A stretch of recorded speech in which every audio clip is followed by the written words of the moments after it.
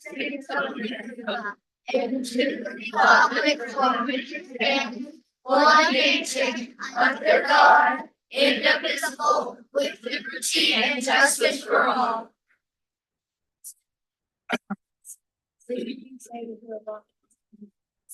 We'll begin the meeting with 30 seconds of silent reflection.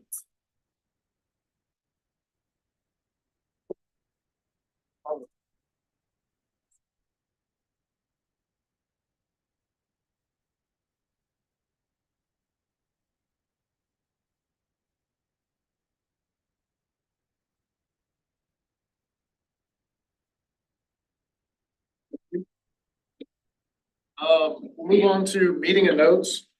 So on May 16th, 2024, there's a leadership day at Alta Brown Elementary School from 6:30 p.m. 4 or more board members may be in attendance. On May 17th, Garden City High School Hall of Fame dinner and introduction ceremony. It's at the Garden City High School Commons at 6:30. 4 or more board members may be in attendance.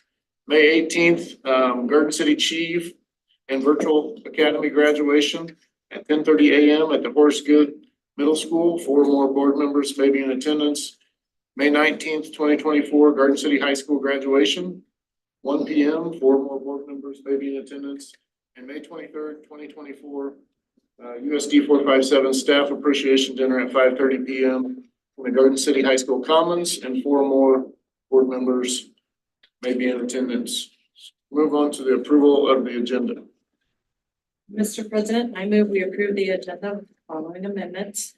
D1, additional certified and classified personnel actions for consideration, item F3. I'll second. Moved and seconded that we approve the agenda with the certified and classified personnel actions of considerations, item F3. Is there any more discussion? All in favor, please say aye. Aye. All opposed, same sign. All right, we'll move on to public comments tonight. I think we have the resist group.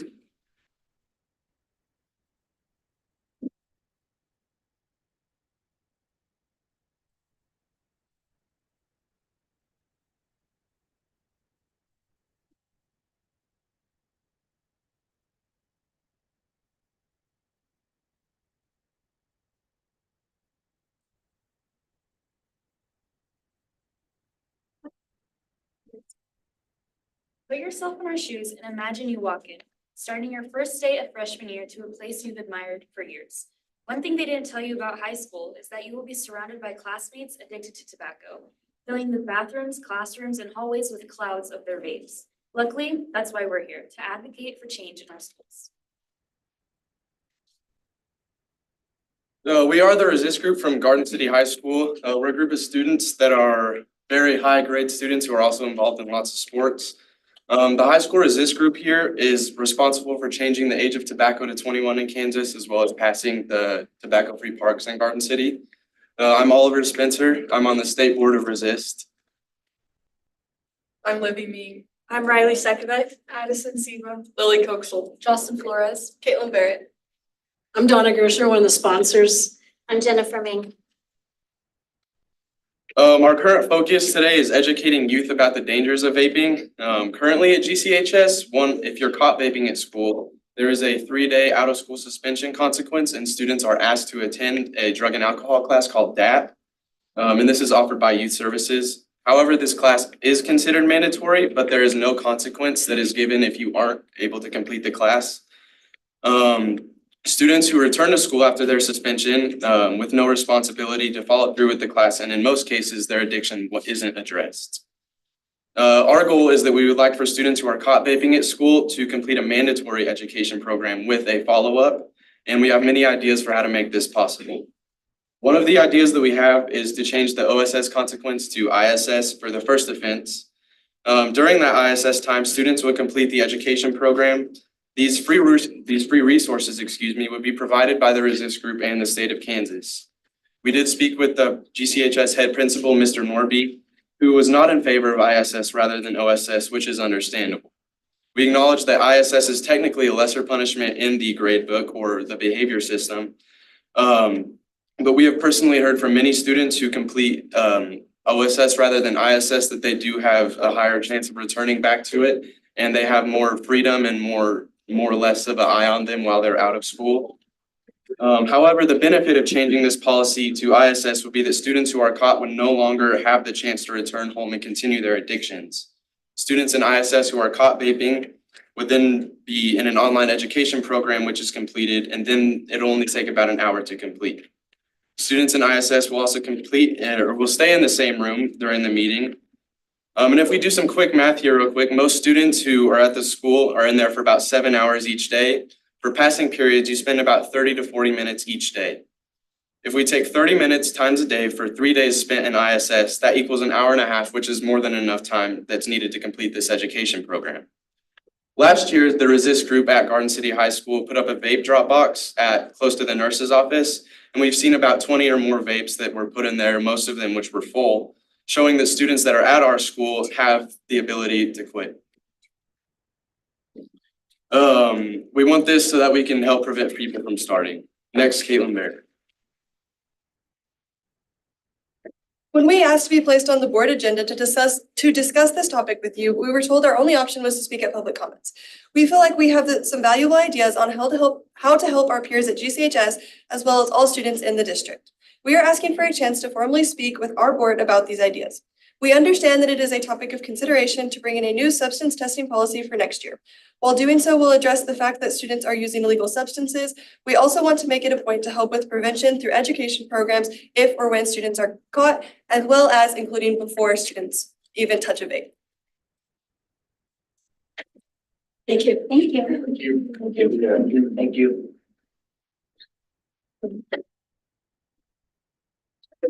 All right, we move on to building presentation by Jenny Barker, elementary school, Matt Morning.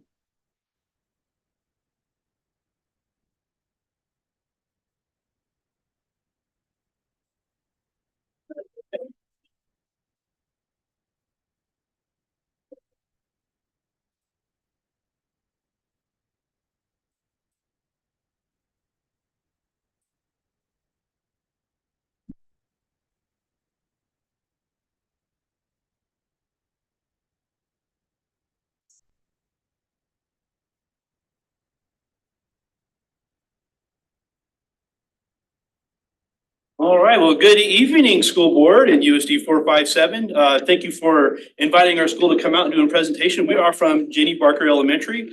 My name is Matthew Horney. I've been the principal out there for 5 years, been at the building for 12 years, really enjoy the place. And we have our lighthouse coordinator over there, Anita Palmer. She's in charge of our Stuco Lighthouse team. And this is our Stuco Lighthouse team. They want to share the fun things that we've been doing out at Jenny Barker this school year. Hello, we are the Student Lighthouse team from Jenny Barker Elementary School. We are here tonight to share with you the great things we have going on at Jenny Barker Elementary School. We are the Student Lighthouse team. Represent each class of Jenny Barker. We help to lead our school to be better leaders by leading through example. We plan purpose programs and plan celebrations for when our school achieves goals that we have set.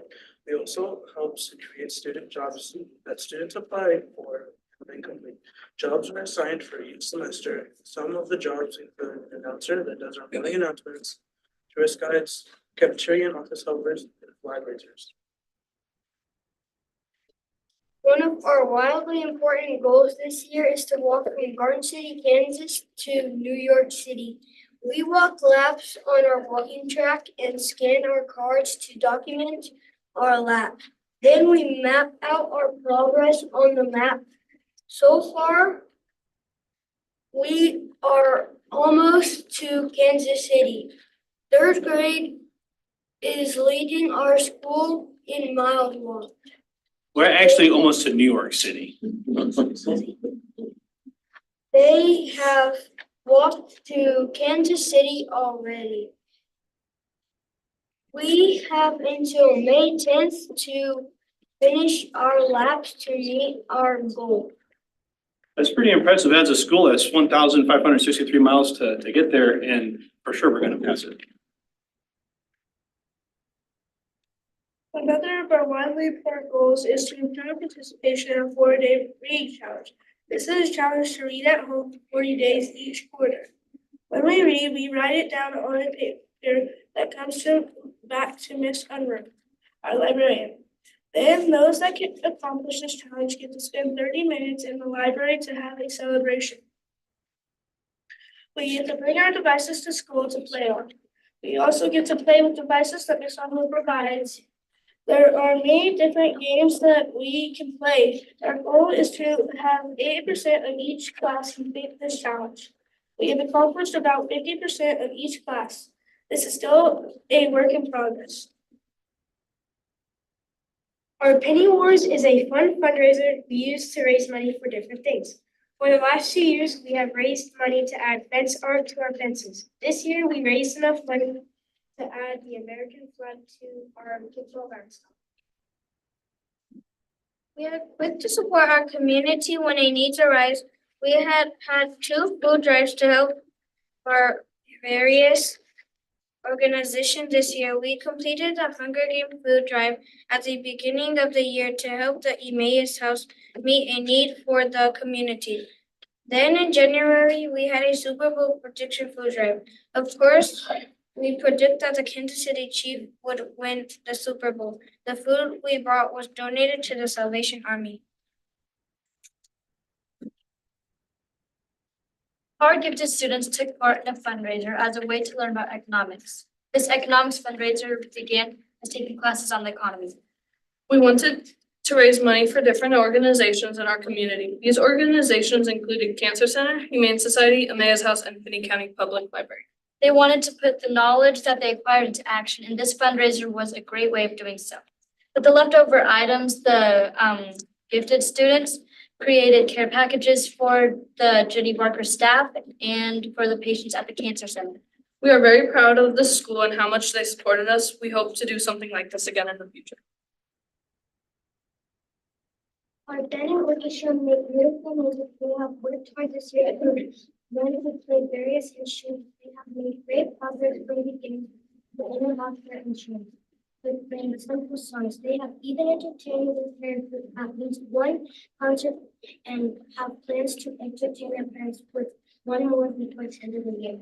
Our robotics program is very successful. We had a wonderful season this year, even bringing home 3 trophies. We placed second in teamwork challenge and won a design award for our notebook and interview. This was not enough for us to win a place in World's competition. We were disappointed as we have been to Worlds for the last 2 years. We're looking forward to next season and competing in the Rapper Relay Games 2024 and 2025 season. We hope we can go to Worlds again next year. Start our year with an ice cream float. We invited families to come in and enjoy some ice cream. See the school and meet the teachers before the new year begins. We ate a lot of ice cream and got to meet our new teachers so that we were not that nervous about starting a new year. It was very yummy. We wanted to honor the first responders in our community, so we invited them out to join us for breakfast and provided them with pancakes, scrambled eggs, bacon, and sausage. And of course, their writer that they donated to the room. We felt honored to have so many first responders come to join us for breakfast. We're very proud of these men and women who put their lives on the line to keep us safe. Football season began and we wanted to get out and improve our abilities. So we had a field day where we ran many drills to improve our football skills. We ran ladders, kicked and passed and punted the football and launched rockets into the sky. Most of all, we were outside and having fun. Vitamin D and exercises improve our work in the classroom every single time. We wanted to learn more about farming and the crops grown in our area. We invited the K-State Extension Office to come in one day and teach us about the foods that are grown, how important exercise and eating healthy is, and to complete numerous challenges and activities. The best part was when we got to climb into a variety of big trucks. There's a snowplow and anti-freeze spreader truck from Kansas Department of Transportation, a couple of tractors from American Implement, and a police cruiser from the Sheriff's Department. We had so much fun climbing into these vehicles and imagining what it would be like to actually drive them. Everyone especially liked turning on the siren and the police cruiser. The It was the night of the stars and our families were the stars. We invited our families to come to school to do some hands-on activities that helped to stretch our reading and math skills. There were activities for us to make things, eat things, and even work on our Leader and Me program. We provided chili from Wendy's for our family to enjoy before they went on to the various activities. Families even got to go into the book fair to buy brand new books to take home and practice those very important reading skills at home. Turkey dressing, green bean casserole, mashed potatoes and gravy, and of course, pumpkin pie. Who doesn't love a great Thanksgiving feast?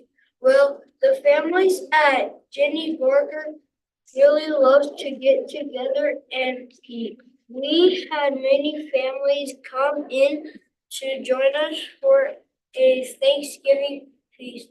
Everyone enjoyed time with their parents and grandparents. The ones I felt the sorriest for were the 5th and 6th graders because they had to wait the longest to get their chance to eat all of that great food. Reading solar eclipse gave us an opportunity to see science in action. We spent our morning in science class talking about the solar eclipse and making safe viewing instruments for us to use when we watch the solar eclipse in the afternoon. We are grateful to numerous parents that found glasses for us to use to make viewing eclipse safe. We enjoy spending time with our parents and grandparents. We love how supported our parents are and love it when they take time from their day to come and spend time with us at the school. We invited our parents to come and enjoy a muffin with us for breakfast. We then encourage our parents and grandparents to help us shop in our book fair. You know, it's very important that we keep practicing our reading skills. We have numerous community partners that come to our building to support our education and help us to become better citizens of Garden City. Many of our students participate in 4-H. The YMCA is a fun place that many of students like to go with a variety of activities for us to participate in. The KCB Bank comes out once a week so that we can make deposits in saving accounts. Our 6th grade learn how to run the bank and learn the importance of being responsible with money. We have enjoyed many groups coming out and helping us with a variety of activities and education experiences. The kindergarten, they have a room full of young, eager learners. They are excited to come to school every day and are eager to learn the many new things they encounter every day. Ms. Turner works hard to help them have a positive experience every day. It is fun to come to school and watch these young Bobcats begin their educational experience. Our 1st grade class still has some of the excitement of new students.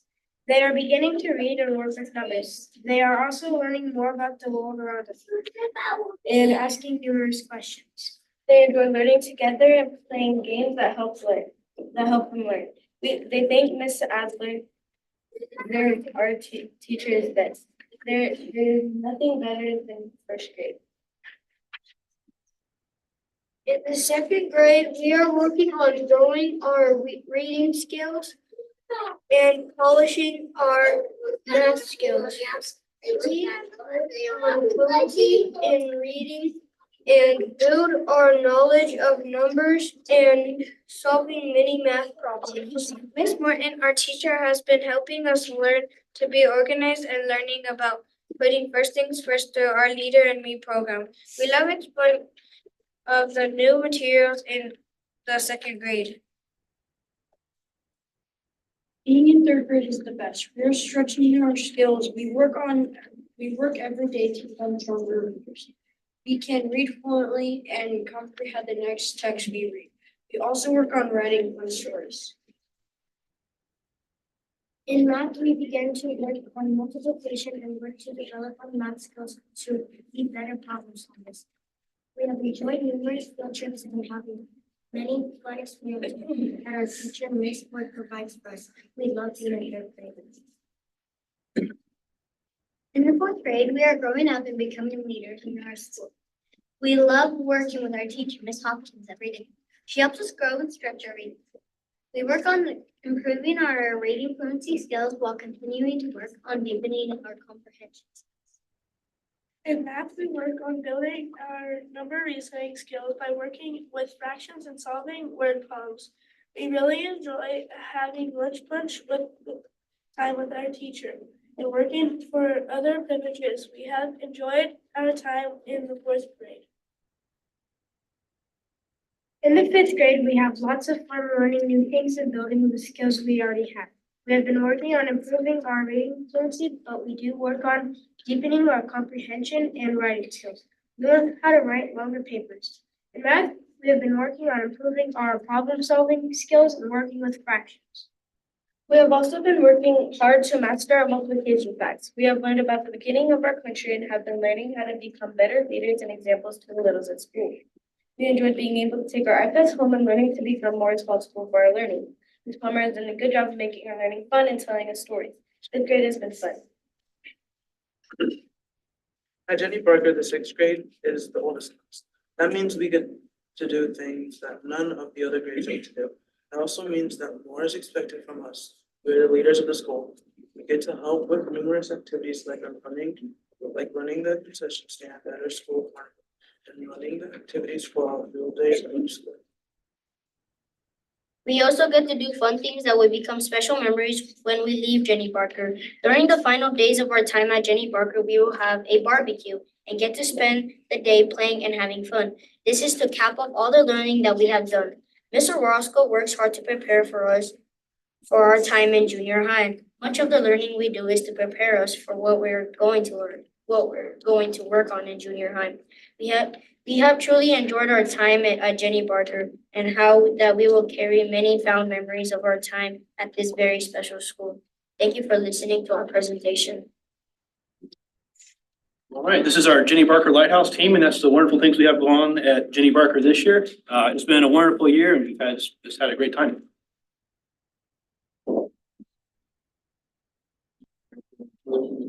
Students? So you guys did a really great job presenting tonight. They worked really hard on it, a lot of practice, definitely. We can tell you did a really good job. Very good job. Thank you, guys. Thank you, guys.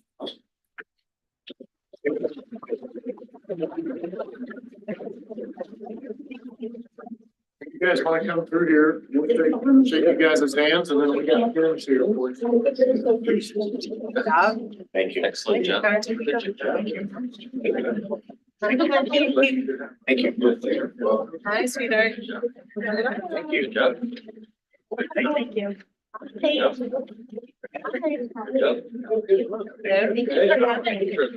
Good job, guys. Thank you. Good job. Thank you. Good job. Very much.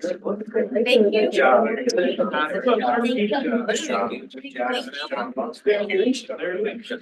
Like your Good job. Appreciate it. Thank you. Good job. We're gonna take a picture. Thank you. Appreciate it. We're gonna take a picture of you guys. Quick. Great job. Good job.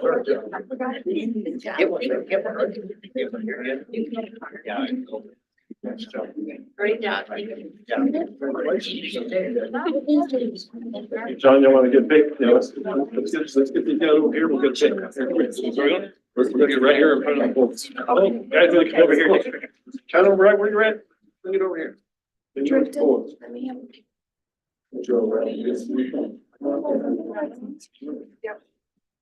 gonna do the sorority pose. You're gonna have to act like you know each other. Come on, get in there tight. Yes, we're friends out here, right? All right. A little bit. There you go. Thank you, Rose. Take it out wide angle here. All right, ready? 1, 2, 3.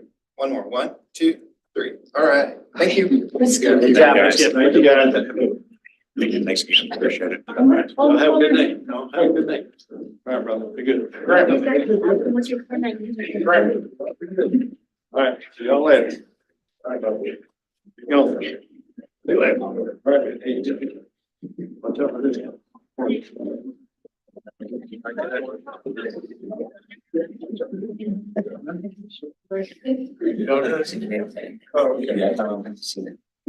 All right. It's time we'll move on to the recognition of teachers that have completed their letters program.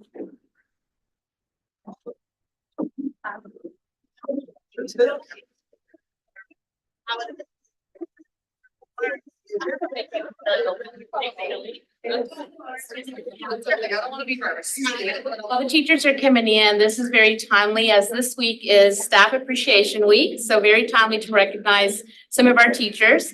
I want to begin with recognizing Amy D., who is a sophomore at Garden City High School. She's in the Arts and Communications Academy, and she designed our shirts for our letters teachers. So very proud of her, and thank you so much for making that design, and you get to see it on a t-shirt. We want to give a round of applause for her.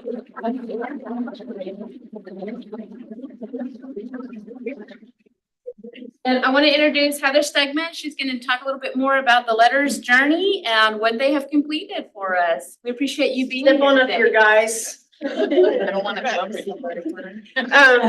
So first, if you're a early childhood teacher, can you raise your hand or in some way indicate who you are?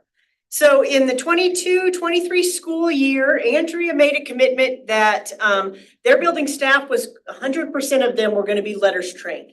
So their building in service, district in service days were all around letters training, as well as the huge time commitment that teachers put into the independent study piece of letters. At the end of the 23 school year, 100% of her teachers were trained. She had a little bit of turnover this year, but the 5 new staff members that she has had either completed letters at their previous district or are currently enrolled in completing it in May. So we can stand behind the fact that 100% of our early childhood teachers are letters trained, and they're doing great things there with Haggerty and early literacy, getting the kids prepared to transition into kindergarten. So for our elementary teachers, the first year that we started was the 22-23 school year. It is a 2-year time commitment for elementary letters. So the first group that we had were all volunteers. So we had 40, actually more than 40. We had to weed it back to 40 because letters only lets us enroll 40 in a cohort. They all chose to do this, knowing that it was a 2-year commitment with over 100 hours of learning time. So, it's a huge commitment for them. We've had great results from it. We had significant change in how students were performing if their teachers were letters trained. Our data last year at the end of the school year was really good. And our kindergarten, which will be the first. Yeah. Sorry, I teach kindergarten. Yep. Our kindergarten this year, winter, 57% of them were above benchmark, which is a significant improvement for our kindergarten numbers. But these are our kids that started out with instruction and materials that were right, and teachers that knew what they should be doing, and we got the right materials in their hands, and we're seeing real change in what our kids are able to do because of that. So, these were our founders. These were our first people that, jumped in there, and we're really proud of all that they've accomplished in that training. Thank you.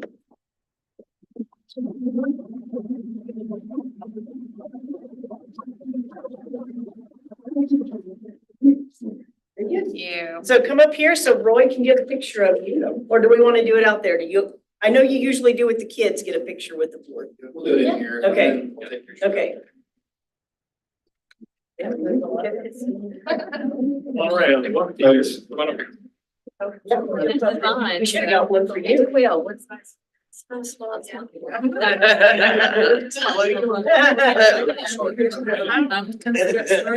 Yes, you're considered short. Yep. We're short. Chelsea, you're gonna have to stand behind me. You're a little taller than me.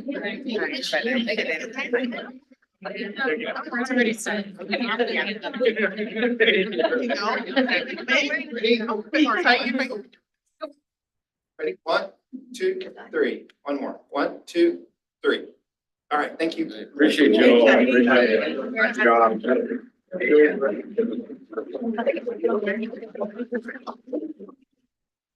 Yeah. Cut it up to girl. Okay. That's long. It's been a long time. Big deal.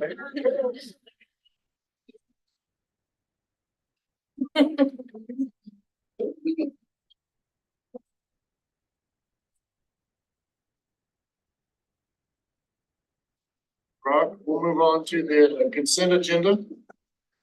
Mr. President, I move we approve the consent agenda as presented. Second that. Moved and seconded that we approve the consent agenda as presented. In discussion. All in favor, please say aye. Aye. All opposed, same sign.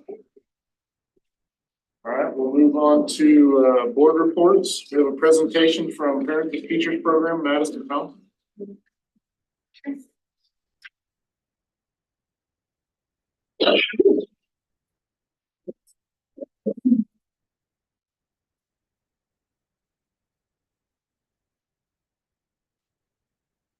Thank you so much for having us here today. I'm Madison Thompson with Parents as Teachers, and we have some of our amazing staff here today. And we have a little one out there who might grace us again, since it's close to bedtime. And then we have someone here that's going to share the impact Parents as Teachers has had on her. So Parents as Teachers has had an amazing year of growth. Before we dive into all that we've accomplished this year, you may be asking, what is Parents as Teachers? Parents as Teachers is a nationally recognized home visiting organization. It is steeped in fidelity. So we regularly meet with KSTE, and we also meet with the Parents as Teachers National Center. So the research that is being done is very heavily vetted before we take our trainings and bring that to our community. It is research-based, relationship-driven, and developed around strengths. Or as I like to say, we're the cool aunt of the home visiting service. We have all the best, most up-to-date research, and we present it in a way that doesn't make you feel silly about asking questions about parenting.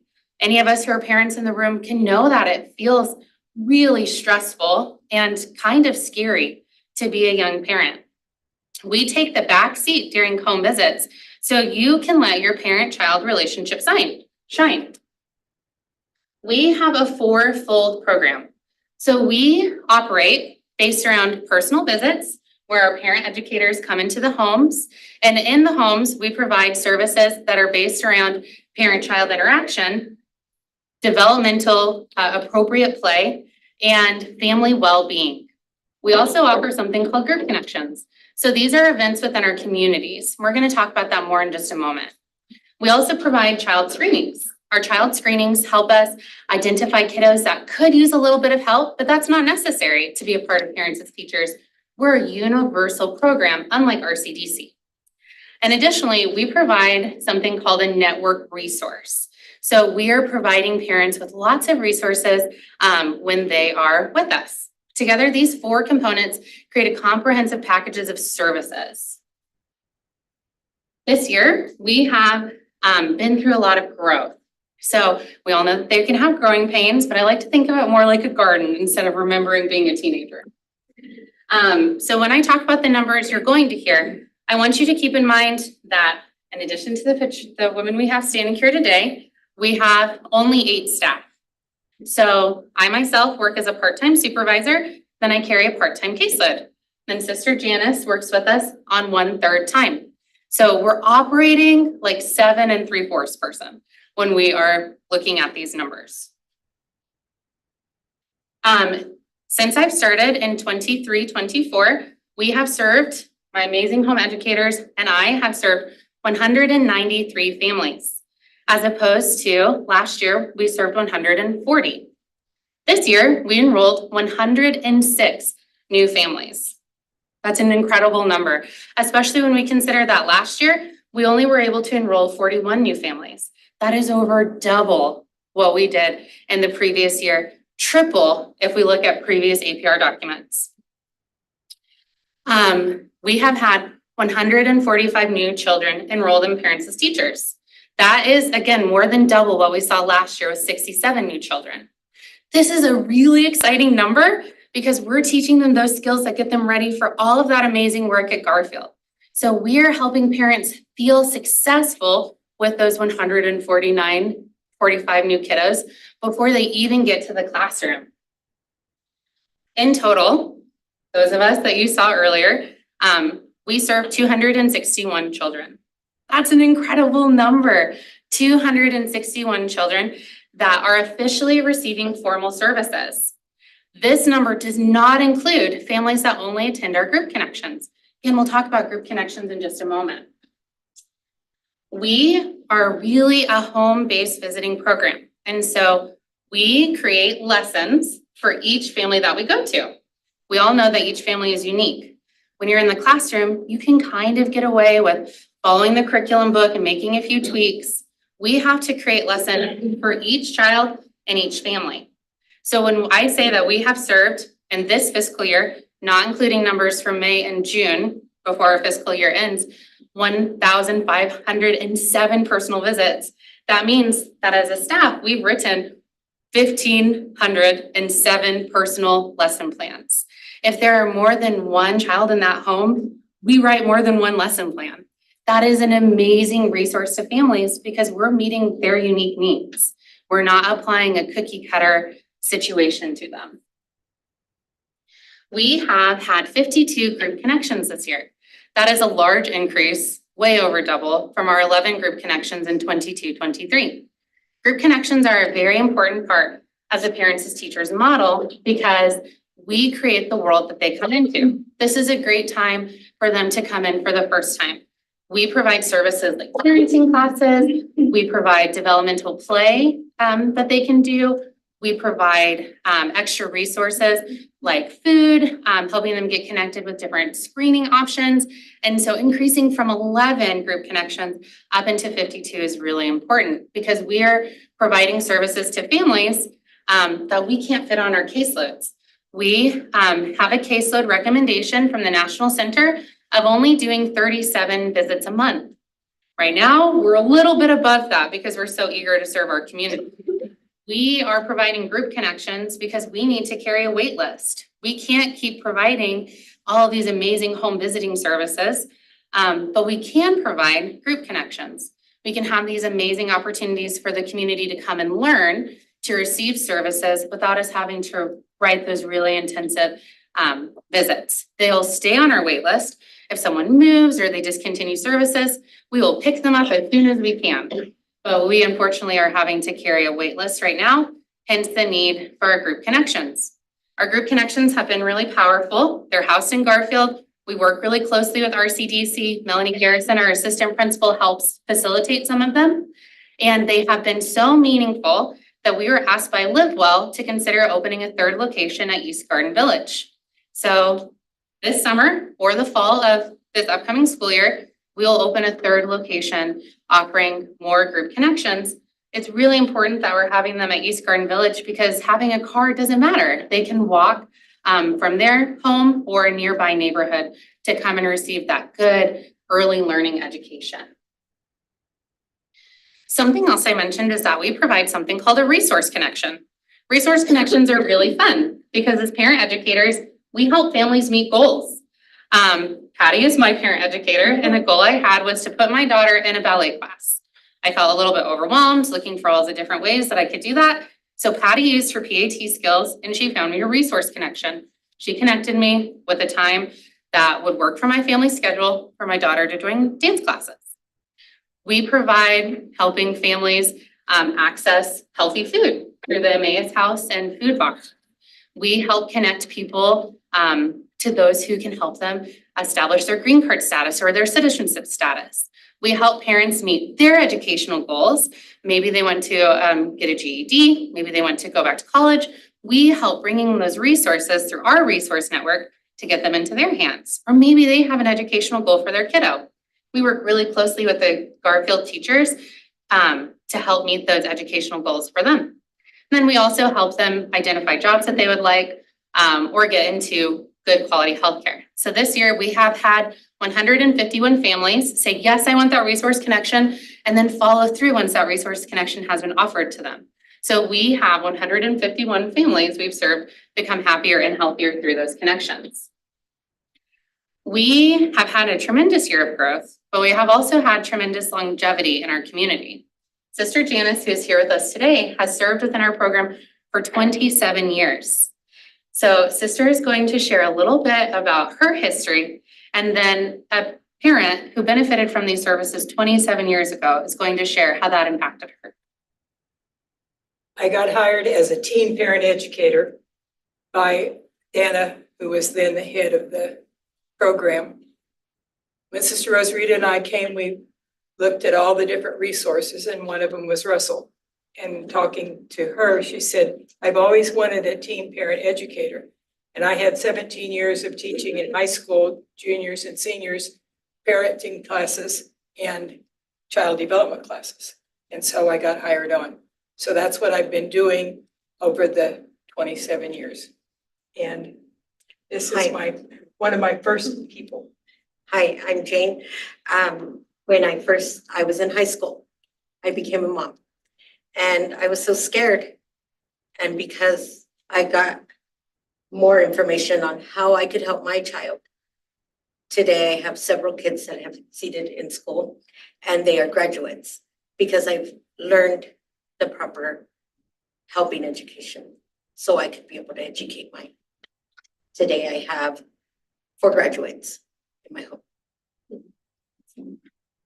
Parents as Teachers is very powerful. We have nationally researched curriculum that is diving into the latest studies, helping us prepare kiddos so they can succeed all the way through becoming graduates. And Garden City is leading the way in Kansas. While some Parents as Teachers chapters in West Kansas are closing, ours is growing at rates we haven't seen ever before. We are also receiving state and national recognition. So as a supervisor, I was invited by the Kansas Parents as Teachers Association to represent Southwest Kansas at the State House for the Early Learning Advocacy Day. So I had the opportunity to receive recognition from some of our senators with other really strong programs in Eastern Kansas, as well as just share what is going well with our program, which, as you can tell, is quite a lot. Michelle faithfully serves in something called Bright Futures. Bright Futures is a program of DCF. When DCF enters a home and they realize, hey, this parent isn't willfully abusing their child. There's some neglect and possible abuse happening because they lack the education. Bright Futures partners with them and partners with us to educate those families to keep kids in the home. Michelle has faithfully served a family this year. We begin to receive more referrals for that program so we can continue to strengthen those families. Michelle also was recognized at our state conference for her faithful work in having that family for over a year, because it can often be a little bit tricky to navigate a situation where DCF is the one that brought you in. They didn't just volunteer for it. And then, not to toot my own horn, but I would like to share that I was awarded the First Year Parent Educator of the Year. So that is similar within the Parents as Teachers world as being recognized as the Kansas First Year Teacher. So I could not have done it without my amazing staff. And that being said, my amazing staff has been offered to present at the National Parents as Teachers Conference. So hopefully we will have 6 of us presenting and leading the way, showing research and how we connect with families from incredibly diverse communities like ours. We know that our district serves 53 languages, so we also serve 53 languages. So we are going to be sharing about that. And I also had the opportunity to be a part of a focus group to develop curriculum about relationship building. And so I'll have a byline as an author for this year's national curriculum. So not only is our community benefiting from the longevity we've had, it's growing, it's receiving more services, but the KSD department is taking notice of what we're doing. As they move through the new initiatives that Governor Kelly has, they have a lot of questions about how we're going to unify early childhood. We stand here as a solution for that. We're really hopeful that we will lead the way in this new home visiting initiative that Governor Kelly has for us. And I trust that we'll continue to work closely with the National Center to help highlight really diverse and really rural areas like we have here today.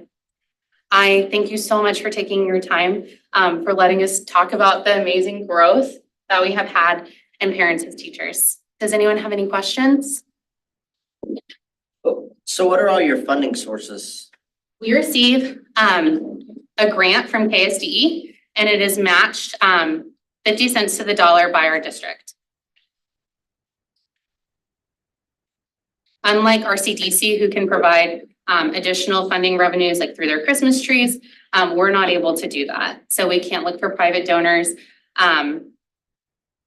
to supplement any of our incomes with that, to provide different resources to our families. I think you kind of answered, but this is a year-long, Yes, sir. not just for the school.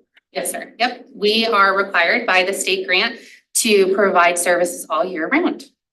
As the child continues to develop every month. Yes. And some of us may relate to this, that parenting can be a little bit trickier in the summer. So it is definitely good for us to be in the home and provide that support during that time when older children may be interacting with younger children or their daycare may be disrupted. I don't have a question, but just a comment. I had, when my kids were young, we had parents as teachers. That's awesome. And that was something. Our next visit. Yes. And as parent educators, we look forward to it too. In our office, we say, oh, I got to see this family today, or we will say, oh, is your mommy doing well? And we're not referring to our own moms, but the moms we serve. Parents as teachers really becomes a family for all of us with that educational process. What do you attribute to like your growth this year? Like, I know you're passionate, obviously you guys are very passionate about what you do, but like, what made those numbers jump? It's a lot of hard work. They were very gracious. I was hired in May and I hit the ground running and my staff just braced themselves and went with me. And so we worked really hard because we saw a need in this community. And I'm really proud to say that we are meeting that need to the best of our ability. It feels a little bit crazy that we'll start carrying a caseload wait list because there is more need than we can service. But I'm really excited about the growth and I expect that we will just maintain it, but we'll continue to grow. How do you get your families? So we attend different events in the summer. We would set up booths at the First Friday food trucks. We would go to different community events. And then we would also just partner with things that were already going really well. So Garfield Early Childhood is established within our community. Ms. Baker and Ms. Garrison have done a fabulous job establishing it as the most credible way to get your kid ready for kindergarten. And so I worked hard to develop a good working relationship with them. And they let me join the ASQ events and we provided a play area during the ASQ event. When we had our enrollment day, we had an area where the kids played. And so where they would naturally be coming into Garfield, where they're naturally already going to be younger families, we're in a place where we're seeing and we're meeting those needs. Have you worked with the local daycares at all? I try my best, yes. So that is such a need and we want to help meet that in any way possible. But with the staff that the size that it is and our caseload being so high, this year I provided a wraparound support to a daycare service. I have 10 kiddos enrolled in that program and I push in and do some services there. So we'd love to see more growth in our staff so we would have the ability to provide services like that because it's a really important part of raising children in Garden City. I serve as a CASA, so I've only been doing it a couple of years, but I've seen the effect when children get taken out of the home. So what you're doing to help those parents get the skills they need to be able to keep those children in the home is greatly appreciated. I really appreciate what you're doing. Thank you. It's an honor that we're trusted to do that. We have a heart and we have a desire to do that. And then parents as teachers gives us the curriculum and the training. Then we work together to provide that with fidelity. So it's incredible what we were able to do this year.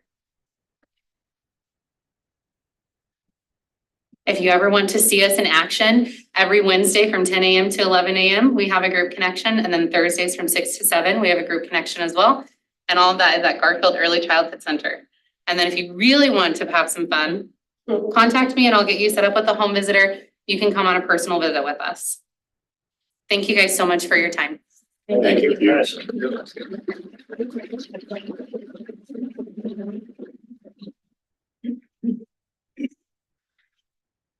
On to educational pathway partnership with them. Okay.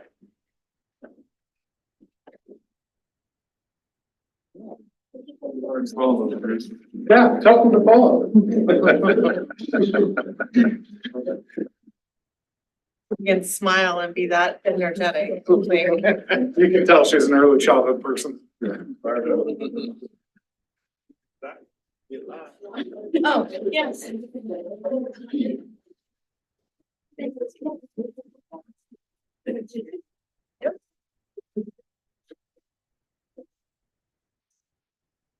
So, introduce myself, obviously Drew Tone, HR director, and with me I have Layla Martinez. Layla Martinez is from Garden City Community College. Over the past 3 months, 2.5 months, we've been working together along with Garden City High School and with Jenny Hands with the CTE programs to develop a new pathway for our students at Garden City High School. Over the past few years, we've had something called Educators Rising, and we've had pathways for students to look into the education field. What we wanted to do, as opposed to the pathways that we currently have, we wanted to find an actual tangible way for our students to become teachers.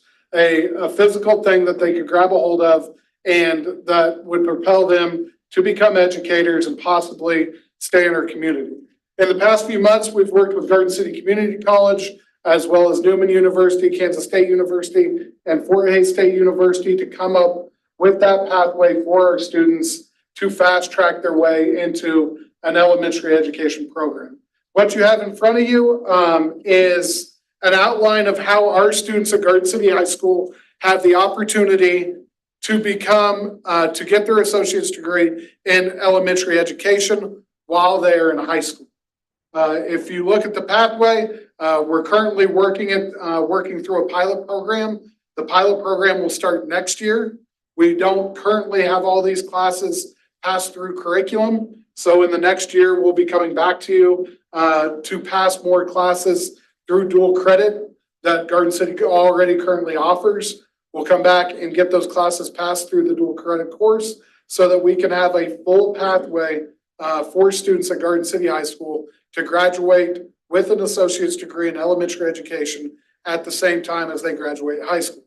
The hope is with these students graduating with their associate's degree in elementary education, we can get them into Kansas State, Fort Hays State, KU, Newman, any university in the state of Kansas that is a part of the Board of Regents will take this associate's degree and they can go directly into an elementary education bachelor's degree, which will they'll be allowed to finish up with, they'll be able to finish up in 2 years, and with Newman University as quickly as 16 months.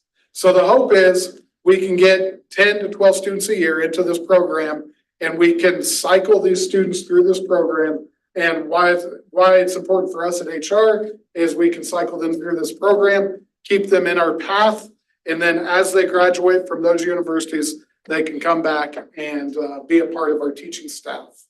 So we just wanted to give you an idea of what was going on. We're going to start pushing this out to students. We've already started to push it out to students and parents. We just wanted to make sure you guys were aware of what was going on and answer any questions that you guys may have. And Layla can answer any questions as far as the pathway through the junior college. Pretty easy.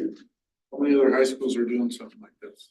Good question. 0. They're the first high school, definitely in the state of Kansas, the first high school that I know of in the nation that will offer an associate's degree in early or in elementary education for our high school students. Great. That's good work. Yeah. Any other questions, concerns? I know, Andy, I know you were at the meeting last week. We appreciate you coming out, and I know you guys looked into it. The great thing that Garden City Community College can offer, they have something new called the Buster Boost. So our kids with free and reduced that qualify for free and reduced can actually take all of these classes free of charge. So along with all the other things that we can offer scholarship wise, those students will not have to pay a dime to get their associate's degree in high school. Amazing. It's awesome. Yep. All right. Any other questions? Good work. Good job. Yep. Good job. Thank you. It's exciting. No questions.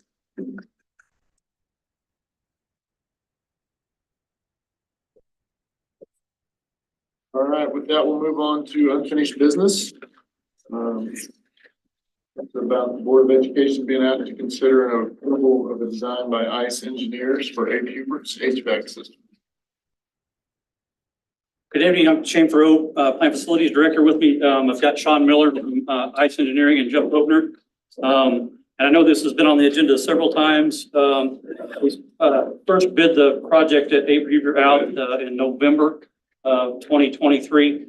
Obviously came in over budget, nearly twice the budget that we had. And I came and presented to you all in January and kind of told you where we were as far as designs and what we were considering. So with the help of Sean and ICE, we've looked at other systems. Sean came up with a system that has some government funds available to it. And so the design that we've presented to you all for them to start on is they call it an IRA system. And up to 40% of that system, design and construction, can be used for the cost of the system. And so that's what we've presented here this evening. For our project at Abe Hubert, that could be up to as much as $480,000 to the cost of that system. The importance of it in looking at, obviously we bid it out. We bid the project out with the VRF system, which is the systems we've just installed. Well, it's installed here and at the 5 sister schools this last summer. That system we looked at, like I said, in November. It was quite expensive. We looked at it again in January and still the same cost. So we're looking at something else that can maybe match our budget number a little closer.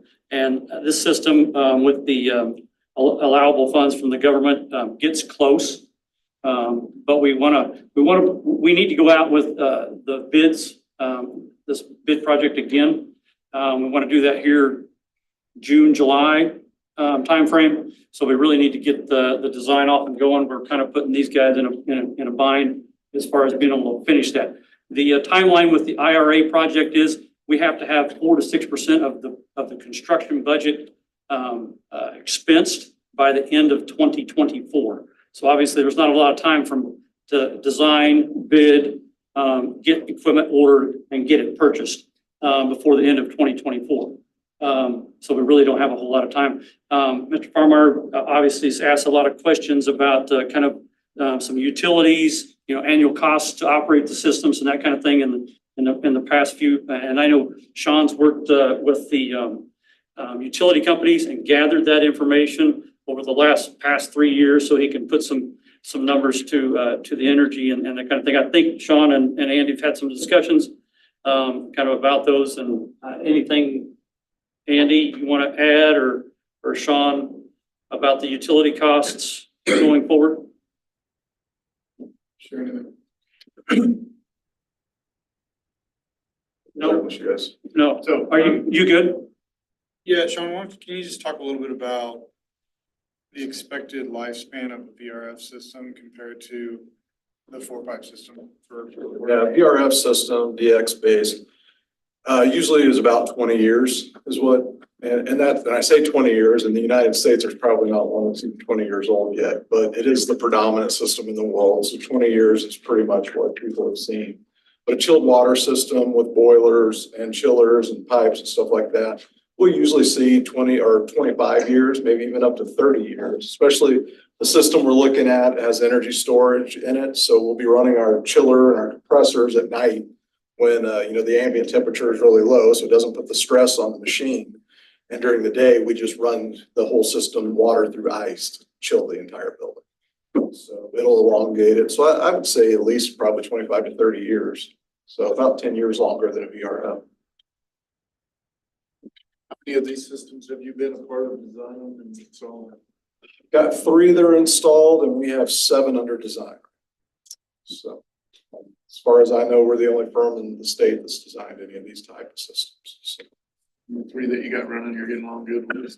Yeah, Dodge City School District has 2 systems over there and they've been great. I always take people to even go see them over there, and Chris Meyer, their maintenance guy. It's like, I don't have to touch it.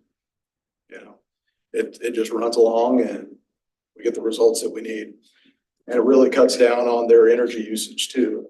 You know, demand charge, which you guys don't have a large demand charge here, but demand charges aren't going down, they're going up. So, you know, what it does is it flattens out that demand charge. So we're making ice, using the energy during the night. So during the day, we can take off that demand, which, you know, right now your demand charge, I think, is about over 30% of your electric bill for that school, for AP Hubert right now. What do you think it will reduce that by? You know, it's not a huge amount of school. It's only 44,000 square feet or so that we're doing. So it'll reduce by about 25%, 30% what it is today. And that's worst case scenario. So we would hope that it does more. I mean, at Dodge City, we went from about a 14.5 cent kilowatt hour usage all the way down to 3.5 cents. So, but they have a few things that you guys don't. They're on a different electrical service that allows them to do time of day rates, which we can't seem to get here in Garden City. So I ran, Sean and Shane had shared with me an email with some backup information about, really like looking at the cost of the system in regard to initial construction plus a projected out 20-year maintenance and utility costs. And to kind of look at that full 20-year range. And just kind of running that, factoring in the IRA rebate and looking at the design fees, and all, a 4-pipe system looks like it would run about $170,000-$180,000 more over a 20-year window. But which is only about 7% of the overall project cost. So, you know, and obviously these are all budgetary numbers in regard to what things would bid out at, and presumably what the IRA rebate is, because that's based on part of that construction cost, right? Yes, yeah. Right now we're assuming, you know, 50% will be eligible for it. So my opinion is that even though it's at a 20-year look, it's still a more expensive system. You know, everything, you know, the engineers say that those VRF systems are going to be at their lifespan of 20 years. So you're going to be looking to replace that whole system again in 20 years, where a 4-pipe system, you're going to get a longer lifespan out of that. There's going to be parts and pieces that are probably going to need to start getting replaced around that 20-year mark, but some of your hydronic piping and some of your larger equipment is probably going to last you longer. So I think that it would probably if you looked at the life of 4-pipe system timeline, we're probably making a better financial investment because we're going to get a longer life out of that.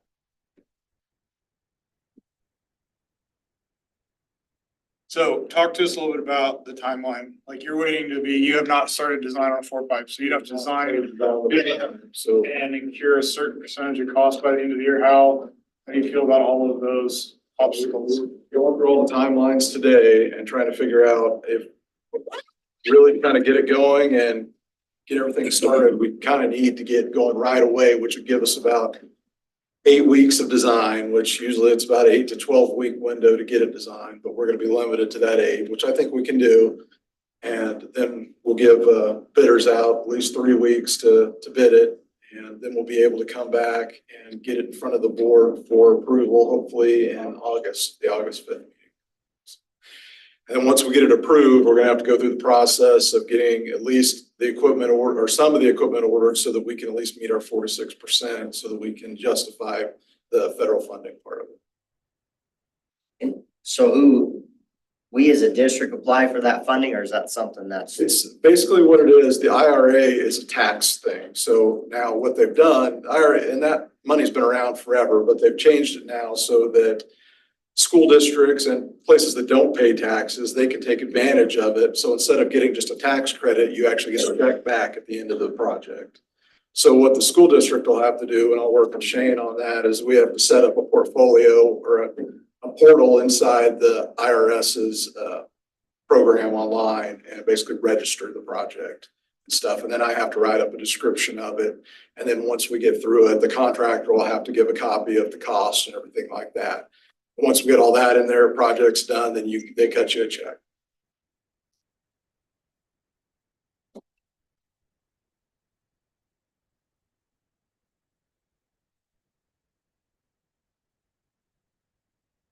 So when we talked earlier, you had mentioned a potential strategy of bidding both systems out since we already have a VRF design in hand. We've already got it designed. About that, Shane? Yeah, no, so we already have the VRS design. Sean did that. That's what we bid out in November. And then again in January, we're gonna bid them both. And we'll bring both of those costs to you, or those bids to you in August. And then at that point, we can make a decision on whether or not we want to go with the 4-pipe system or the VRF. I think last time we bid it, we hit everybody at a time where all the contractors were really busy coming into this summer already. And so we only have one bidder come in even to take a look at it. But by bidding it now for next summer, I think we'll hopefully get a lot more bidders to come in on it. If we bid them both, we can see what the best number comes in at. Both systems have merit. And, but as I say, let's get the numbers, then we'll come back and let you guys make that decision. Any more questions for them? Funding this, is it No, we're good with that. That's already been budgeted. We just need direction on which way to go.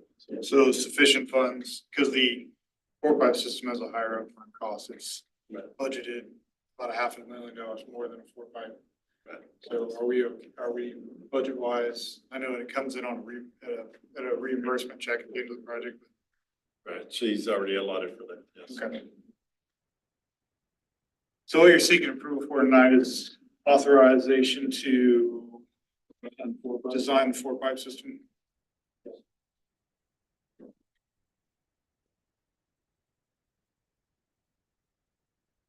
Well, I'll make a motion that we approve the design contract for $127,500 to design a 4-pipe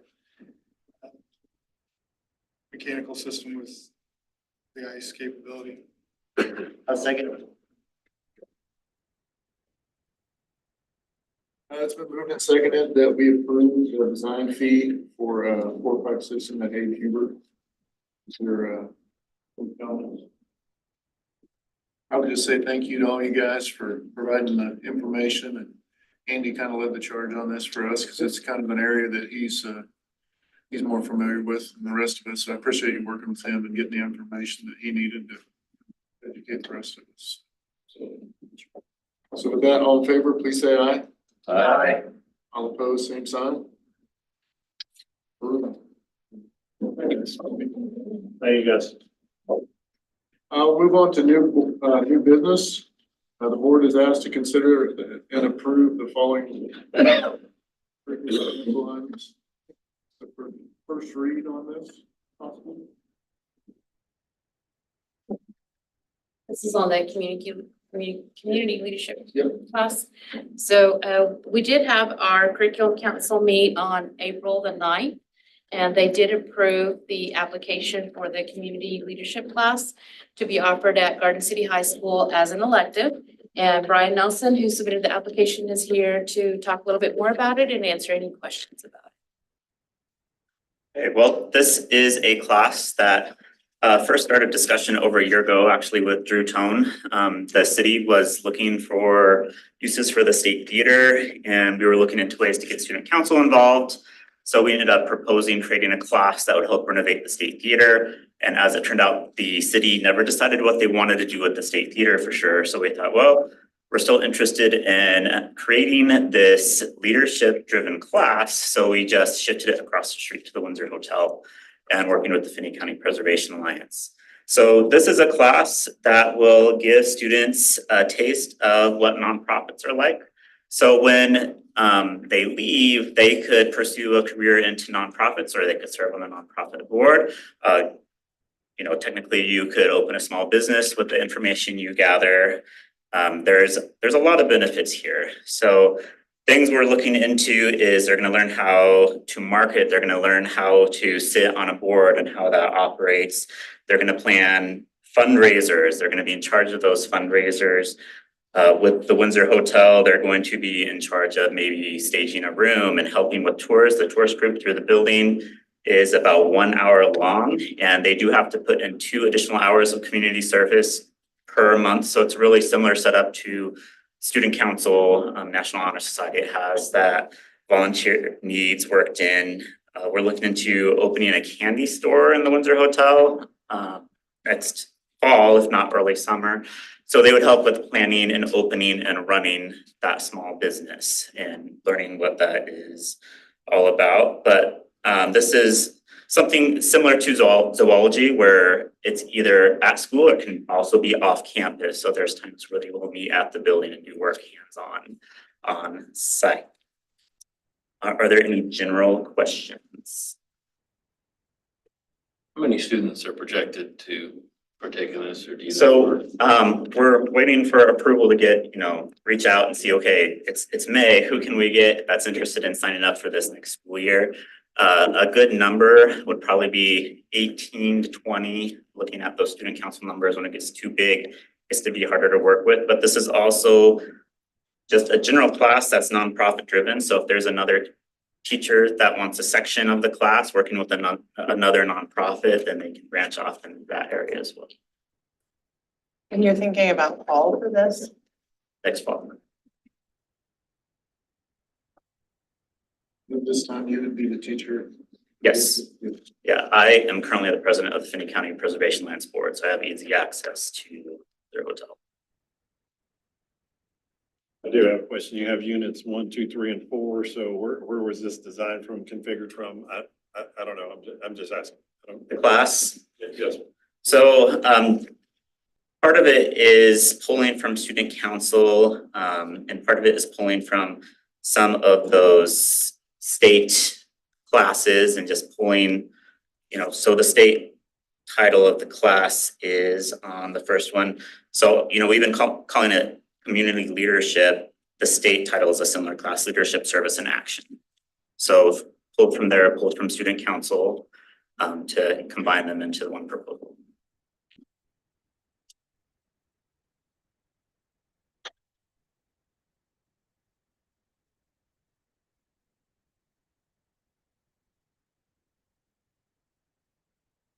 We used to offer a class very similar to this. It was called We the People. It was in the early 2000s. It started in the 90s. It was a project-based class that was directed toward things like nonprofits.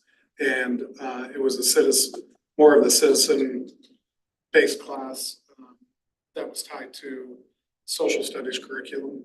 This is a little bit different. This is a phenomenal idea. We have a bunch of kids at the high school that want to be involved in Stuco, but sometimes they don't necessarily fit Stuco, what traditional Stuco is, and what Brian's done with this is it would fit excellent at the high school and what they can offer.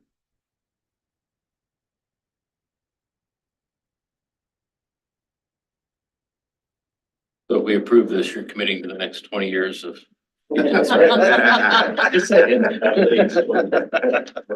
I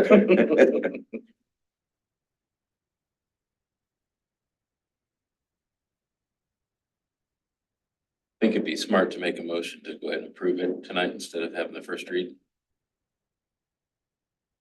That a motion? I'd make the motion.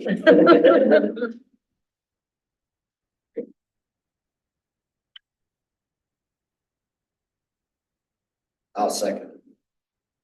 It's been moved and seconded that we approve the new course called Community Leadership. Is there any more discussion? All in favor, please say aye.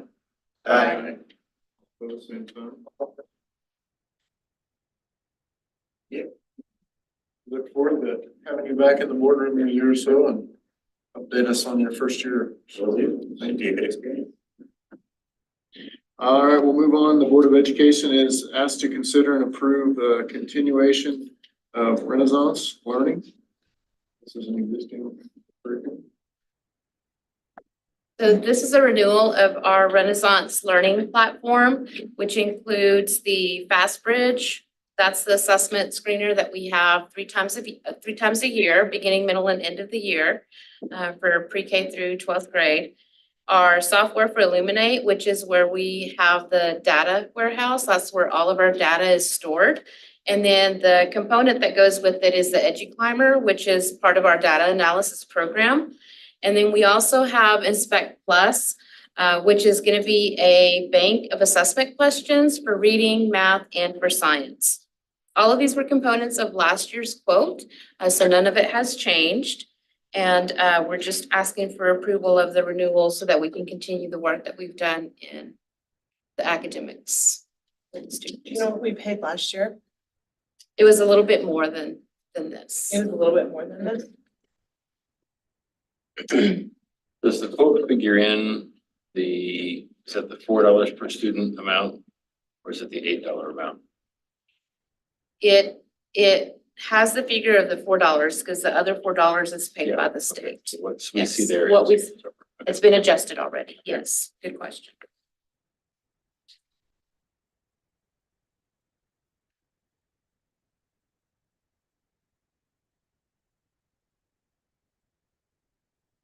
Years have we used this? I'm gonna have to defer that to Josh. Do you know how long we've been using it? 6 years ago.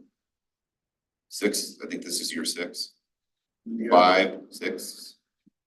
2, 3, 4, 5, 6. This is the 6th year. Yeah. Do you guys see the value in it? It's a good program. Yeah, I think it's good. In my opinion, it's the best screener that I've seen since I've been here that we use. I think it's.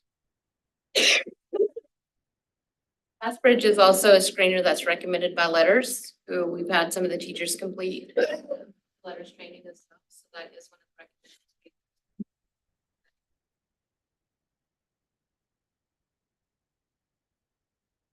Questions for Dr. Rock?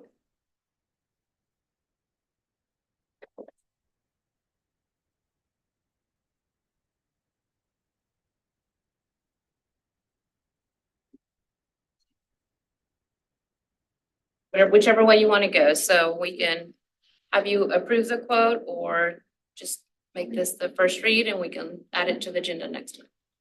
Is it time sensitive? Yeah. Good. You just have you put it on the consent. Put it on the next one, sure. No questions, you Okay. pass those. Thank you. We'll move on to item I3. Board of Education is asked to consider and approve the purchase of a.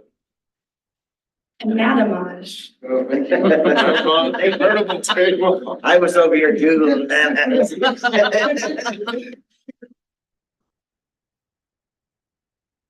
I was calling it an anatomage table and that I learned is not right. So anatomage. Yeah. So this table would be used in the health science and biomedical courses at Garden City High School. Jenny Hands is here to answer any questions and Jane Schneider. Schneider, okay. And Jane is our lead pathway teacher in the health science pathway. So this is something you've wanted for. Yeah, long time. So they came out with it, and even before, if you've ever seen one or have any idea, like soon you will understand like how amazing it really is. Yeah, and it's something we've just never had the budget for, and this year, just the way some of our numbers fell and how our requests came in with CTE funds, I saw an opportunity to save some money from this year, combine it with some from next year. I think the most important thing to note is every CTE teacher has had ample opportunity to request what they would like. I can purchase everything that they have asked for and this table. I can pay for it all. So it's not a budget concern this year where it has been in other years. So this is the time to do it. Can you kind of just give me, I read the thing, but just kind of dumb it down for me and tell me what it is. It's like a flat table that they have taken, they've taken actual cadavers and they've done, think of a CT scan, think of like slicing a bread. Like you have the whole loaf, but each slice you have is individual, and that's what they've done on the table. And you can actually dissect on the table.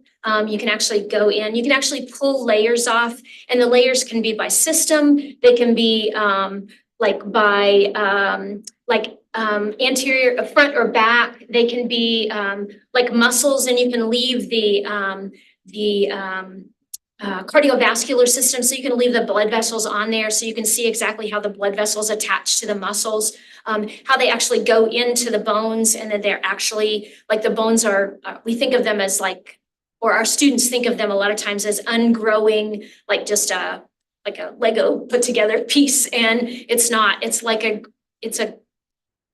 just like your skin, just like your eyes, just like everything on you. It grows with you, and that is an amazing thing. I think probably the best thing is that it shows the students how the systems are interdependent instead of independent. And I think that is going to be huge for them, just to realize that all of them are dependent upon each other. So.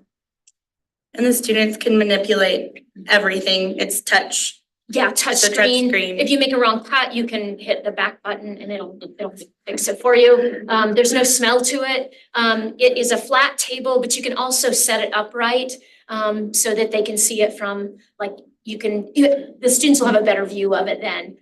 It does talk you through part of it. So when you start a new system, if you want to go by systems, I think they have 40 plus like units that you can teach or lessons that you can teach from it. And they have a start for you. So they do a video for you at the beginning that kind of introduces it, and it'll take you through the system for you. So it's very, very versatile. Our kids there's an app that they're working with their iPads with that they can actually download on that interacts with it also. They can take quizzes on there. I can leave quizzes on there. They can actually make quizzes. So it turns them into a teacher instead of just a student, which is where we know where that next step of learning comes from. So that it'll be amazing for them. One thing I thought was really interesting, there's 4 cadavers that they have. One is an old man, one is a middle-aged, youngish man. One is a child, and one is a pregnant woman. I thought that was very interesting. Yeah. And one of the things you can do is actually perform a sonogram on the machine and see how that goes. And the other thing I think is important to note is when I kind of thought which classes would be using this, we have lots of teachers interested in using it. And when I counted up how many students it could impact, it's over 1,000 students this year that would have been able to use it in their classroom. So it's portable. It is. Our plan is not to make it portable, just to increase. Okay, yeah, it is gonna. Yes. It's gonna last longer for us, and so longevity is important for us at this point too. It has on here the lessons, a 30-day free trial. What does it cost after that? I did ask them for that, but I don't believe they actually got me the quote. I don't know. I don't think they said.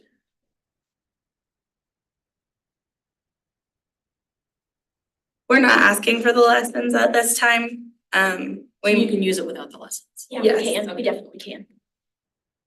It has a 1-year warranty. Is that something that's can be extended, or is that? The cost for a 4-year warranty was $20,000, which is outside of my budget. Also, I've not been allowed to purchase warranties in the past. I don't know if that's changed, but. Or if that just goes with something this expensive. Have you seen one? Yeah, I have. Yeah. Yeah, we were at the last conference that we went to. There's a national consortium of health science educators, and they always bring it there. And you, like a kid in a candy store, it's like, wow. I know what my granddaughter feels like at Toys R Us now. Definitely see the value in this. I definitely do. I definitely, and even for, like as an introduction for biology classes, just to be able to come in and see in action.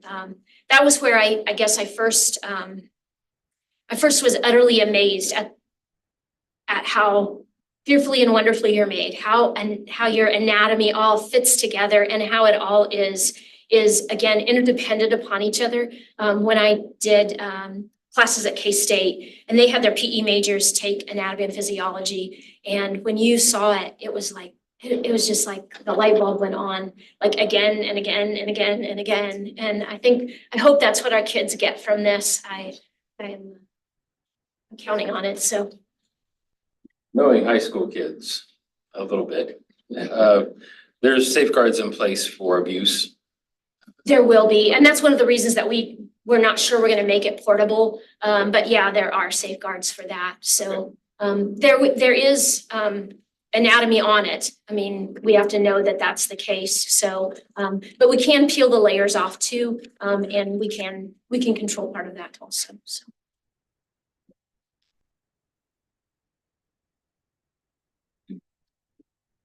I think this is a first read, Greg. Yes. Yes. Will you be able to have it, like the lead time on it to have it for the start of the school year next year? We believe so. And then there was a training component of it. Yes. Talk about that real quick. Yes, so we have, at least 3 teachers are interested in going, July 18th and 19th, I believe, to, be trained to use it. So we would like to. The only time sensitive thing is needing to know if we should plan for them to go to California in July. But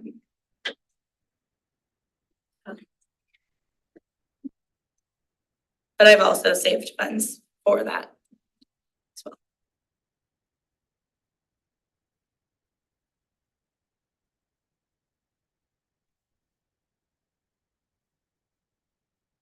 Mr. President, I make a motion to approve the purchase of the Anatomage convertible table to be used in health science for the cost of $84,045. I will second that. It's been moved and seconded that we approve the Avalanche convertible table. Any discussion? All in favor, please say aye. Aye. All opposed, same sign. Thank you very much. Thank you. Ladies. Thanks, Will. We'll move on to item I4, Board of Education is asked to consider and approve a proposal to update the elevator at JD Adams Hall. It's a state contract in the amount of $130,677.07. So, this is kind of a project that's been going on for a while. I think, before Colleen left, she had started working with Shane to get this going, and we had sent it to Jennifer, and Jennifer had some concerns with the contract, and so she had some recommended changes. And so that's all been taken care of now, and so we are asking for approval tonight because of the time sensitive with this. We want to get it done over the summer if we can. Basically, it's going to be an overhaul of the whole elevator. The only thing, my understanding is the only thing that we're going to keep is the shell, but all of the mechanical components are going to be replaced. So. How old is that elevator? I don't know that I can answer that, Mark. It's got to be pretty old. I don't know if it ever been replaced. Do you, Drew, when you were at the high school, when it was still high school? So. On the timeline, it looks like this won't be until October. If you look at like on page 4, they give you a breakout of durations. Or surveying and ordering materials, fabrication, looks like we're 22 to 24 weeks out from signing this agreement to having it on site. It's about a 5 to 7 week install. So I'm looking at page 4 of their proposal. Page 4 of the contract. Page 4, the PKE proposal, I guess it's. Yeah. Actually, yeah, 4th sheet. So they give approximate durations and lead times.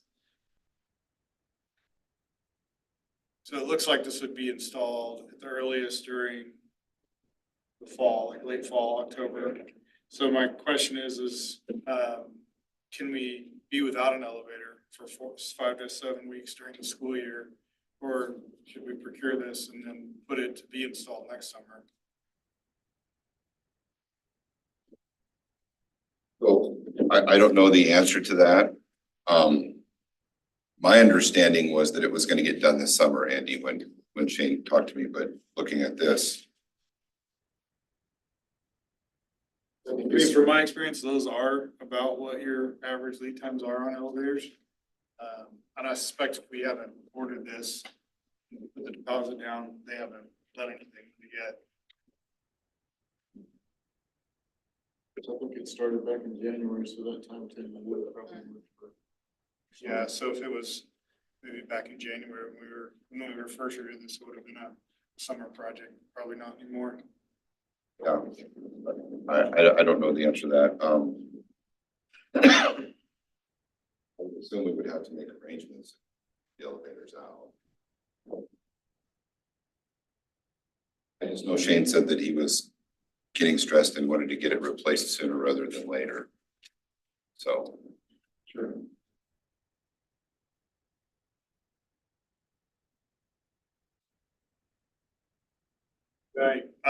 I understand that we probably have an old elevator that, I think you've had a couple of times where we've had students stuck in the elevator.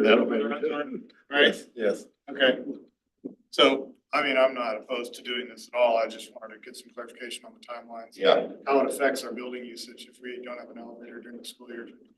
I'll do some digging and I can find that answer out for you. For ADA, we do need an elevator. However, you're right, it was 18 weeks out. Do we buy it on this year's budget? And then, I mean, 18 weeks could be 36 weeks. You just never know. I mean, just depending on if they're saying 18 weeks, you know, supply, demand, we really don't know how, if that's a quick turnaround or, you know, a short turnaround. So I'm sure that's why Shane was wanting to just move on it. You know, had a lot of service calls for that elevator in the past, so it's definitely an end of life. Sure. No, I'm totally, I'm personally supportive of doing this. I just see if we can figure out the logistics, and if we buy it now, get it brought, does it lock us in price wise, and then this project just becomes a summer 2025 project install wise? Or are we subject to maybe some price increases if we have to postpone installing it for 8 months or something like that? Yeah, I can find that out. I'm sure there's gonna be a window of time where, you know, it's only good for so long. I mean, just like anything else, but I don't know. I would assume that Shane's got a plan for all of that, because I know he really wanted action tonight, so. But I can find out those answers for you. Okay.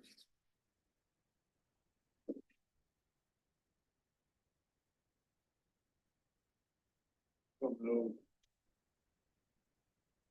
If delaying this would, I mean, doesn't do us any good, really. I mean, I think if the board is, we've had this in front of us a couple times. I think if you guys are comfortable approving it, I think we can let Shane and them work out the time frame of it. I do agree with Andy, and I appreciate your comments that we want to make sure our building doesn't get disrupted. But I will move to approve the contract for the elevator at JD Adams Hall as presented. I'll second. we moved and seconded that we approve the elevator at JD Adams Hall as presented. Is there any more discussion? All in favor, please say aye. Aye.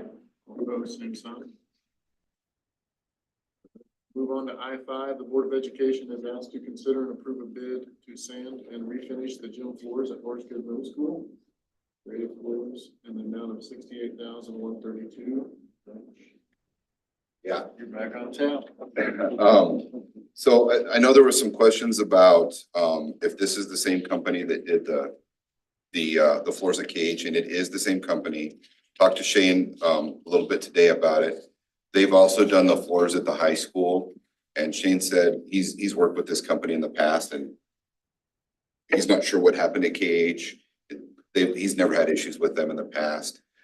They are coming back this summer to make it right at KH and to do what they're supposed to do to get it up to where it needs to be. And Shane's comfortable moving forward with this if you all are. Yeah, that was my question, just because I had heard some feedback. we had some issues, but I mean, I think it says something about them if they're willing to come back and correct it. Yeah. We've worked with Paul for quite a while. The tricky thing that you run into is when you do a sand down and a repair. And they go back and cover it up. A lot of times they don't wanna put too many coats back over the top. And that's kind of what generally happens is they get one or two coats of finish over the top of the new paint. And then generally they'll come back over like a Christmas break and redo it. That's what they did on our main floor at the high school. So that you have the good 4 coats of finish over the paint, so you don't see that chipping that generally, that happened up at KH. Does it take a certain, I don't know anything about it, does it take a certain amount of time for each layer of that to cure, or is that why they have to? Yeah, it kind of depends on what they go with, whether it's water-based or oil-based. We've changed over time. If you see like up at the high school or even KH, we try to go with the oil-based, somebody's gonna correct me, the water-based because the white doesn't yellow as quickly with water-based. So we try to go with the water-based to stop that yellowing. The problem with the water-based is sometimes you do get, it's not as high quality of finish, but it prevents the yellowing. So you'll get some of that chipping from time to time.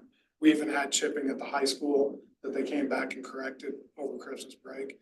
Now that we've got more than 2 coats over the top of it, we don't expect to have any more of that chipping happening. And when they come back and fix that, that's on them. You're not asking for. Yeah. My understanding, yes, sir.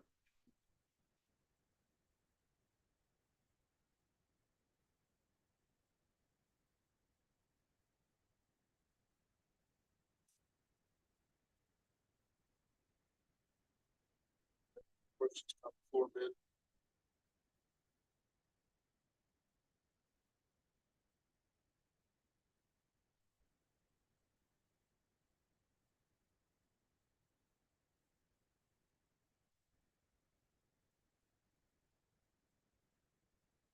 Make the motion to approve the bid for creative floors, coating and design of $68,132.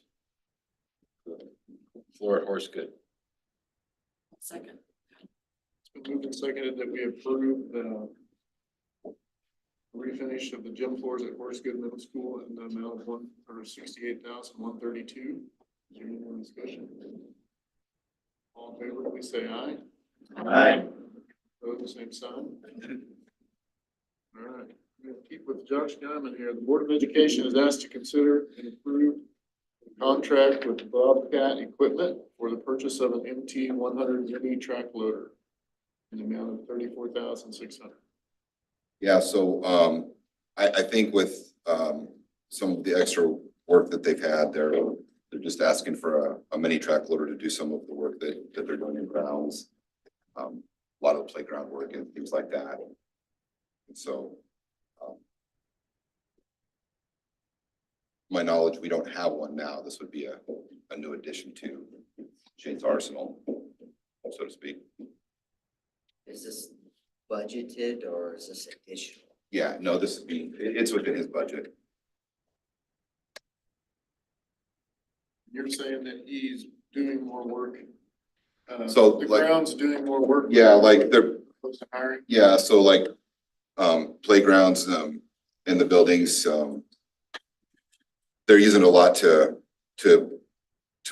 help with the water runoff and things like that. I think they're trying to do some grading and things like that on the playgrounds and stuff. I was at Lawrence Wilson today and I haven't had a chance to call Shane. I just now thought of that, but I think they've got a broken sprinkler head, but there's some standing water at the playground there. And so I think he's trying to be proactive and kind of grade some of that, do some of that work.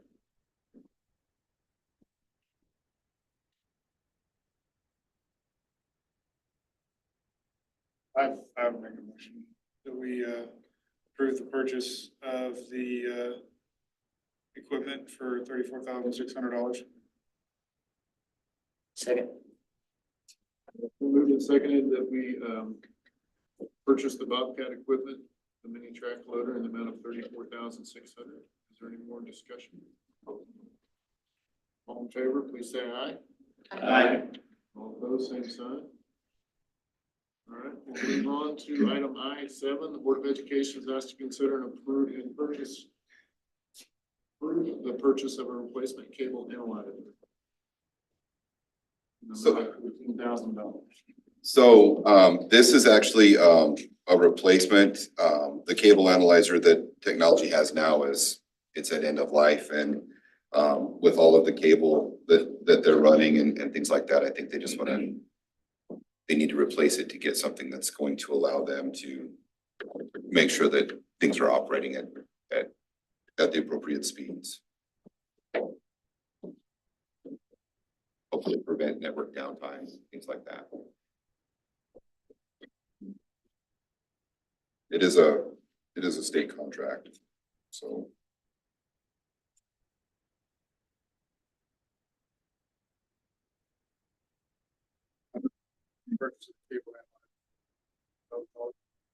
Second. Let's move to seconded that we approve the purchase of the Fluke Network cable analyzer. One discussion. All in favor, please say aye. Aye. All opposed, same sign. All right, we'll move on to. Thank you. Thanks, Josh. We'll move on to item I-8, carpet update discussion. Dr. Mike Dominguez. Yes, sir.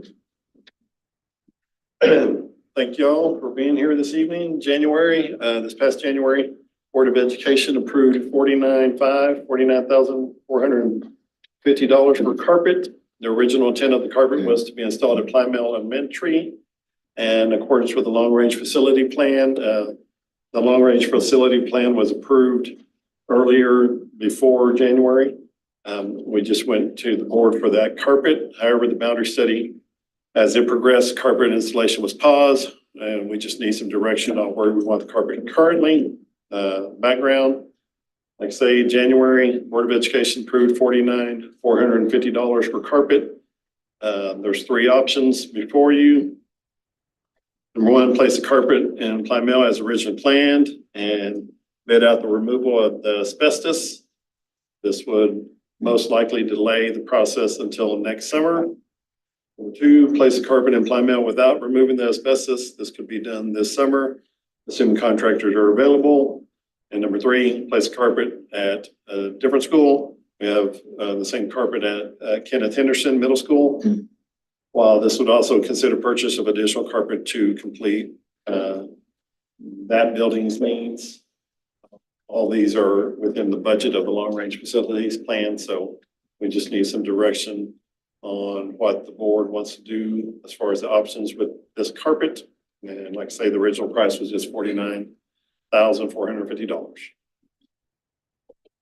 Option one, apply mail and then bid out for the removal of asbestos. Option two, place a carpet in Plymouth without removing the asbestos, and it could be done this summer. If it was option one, it may push it back to next summer, but then we could get going and try to get it this summer if we could. Option three, place a carpet at KH and consider the purchase of additional carpet, and that would come later to complete the building needs. So, and you can see the all alternatives down there below. This was something that we were asked to do kind of individually, and it really needed to be, it was brought to our attention that needed to be done in a public meeting. So, we need to discuss this now rather than having it sent to us individually. So I have a question about option number two, like it says, put the carpet on at Plymouth without removing the asbestos. You're probably not an expert in asbestos, but like, is that the best option for our students, or is that, do we really need to remove the asbestos before we put down? Well, we have laid it over the tile before, and I'm going to assume that that would be efficient and sufficient. I mean, we have a construction guy and up there with you guys, so I'm not going to pretend that I know the real of that. If we go for the asbestos removal, we're going have to bid that out. So, and that projection is about a $30,000 removal on that. Is from Shane's comments. So the thing with asbestos is like, especially you're talking about like floor tile installation is asbestos. The only time asbestos is hazardous to you if it's turned into a friable dust that you can breathe, right? So right now we got asbestos floor tile, gets waxed, and students are walking on all over all the time. The issue isn't necessarily in laying carpet tile over top of the asbestos, but when that carpet tile gets of age and needs to be replaced, you may run into issues of you try to take the carpet up, then you're breaking and pulling the old tile up with you. So you're kind of kicking the can down the road, right? Because when you go to replace the carpet next number of years, then the only way to get that tile up and alleviate any issues or concerns of breaking the tile and causing that is you have to abate it then, right? And so then you would bring a asbestos contractor in to come in and not only take the carpet up, but also remove the tile under it. I think it's great. It's best practice if we're going to go into an area that has asbestos floor tile and put something, a new flooring down, we take the old tile up first. So you wouldn't recommend putting this carpet over top of the tile that we have right now? It's not I mean, it's not going to cause any sort of issue or concern for our students to go putting it over it. Just down the road and 10 years when that carpet needs to be replaced, then you're gonna wanna abate that, have an abatement company take the carpet and the tile at the same time. So you're just kind of postponing that. So if And my concern is if you postpone that, it's 30,000 now, what's it cost 10 years from now?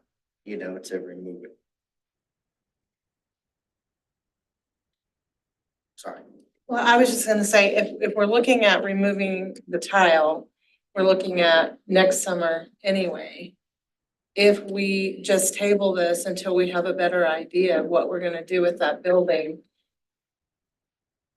we may face additional charges because we're 6 or 8 months farther down, so we may have a larger quote, but we have a better idea of what we're gonna actually do with that building.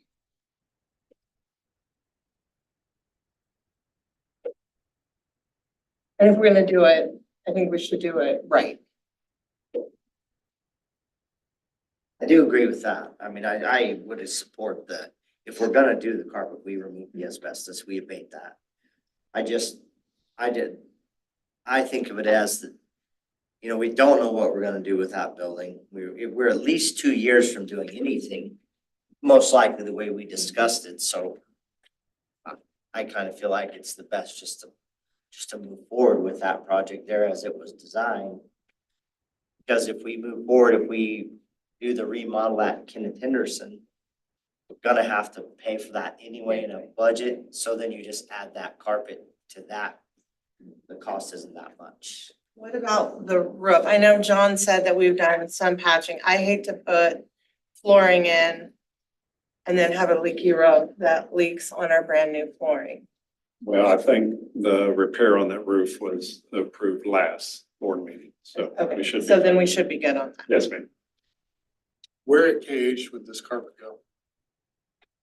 It's the same blue carpet, so Classrooms or? Classrooms, yes. Okay. Hallways, I didn't know. I mean, it could be anywhere. I mean, I don't know off the top of my head. I think common spaces and so forth, it's the same blue color tint in those two buildings. I agree with Brandy. I mean, we're ways off several years off deciding anything with the buildings, implementing anything with them. And I also think that we should probably just go ahead with the plan. Put it in plan. Yes, I'm in favor of putting it at KH, simply because,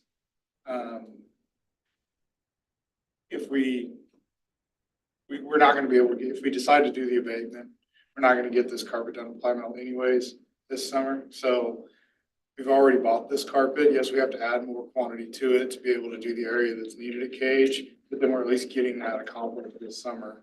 And we're getting that carpet area replaced and getting that issue addressed with this.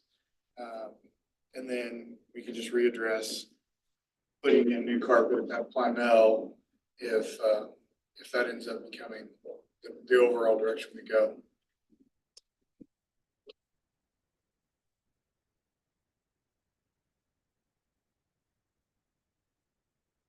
I would agree with Andy, getting it done, getting that project done, and then using the funds next year to get it done. And getting all the quotes together, so it's consistent with that.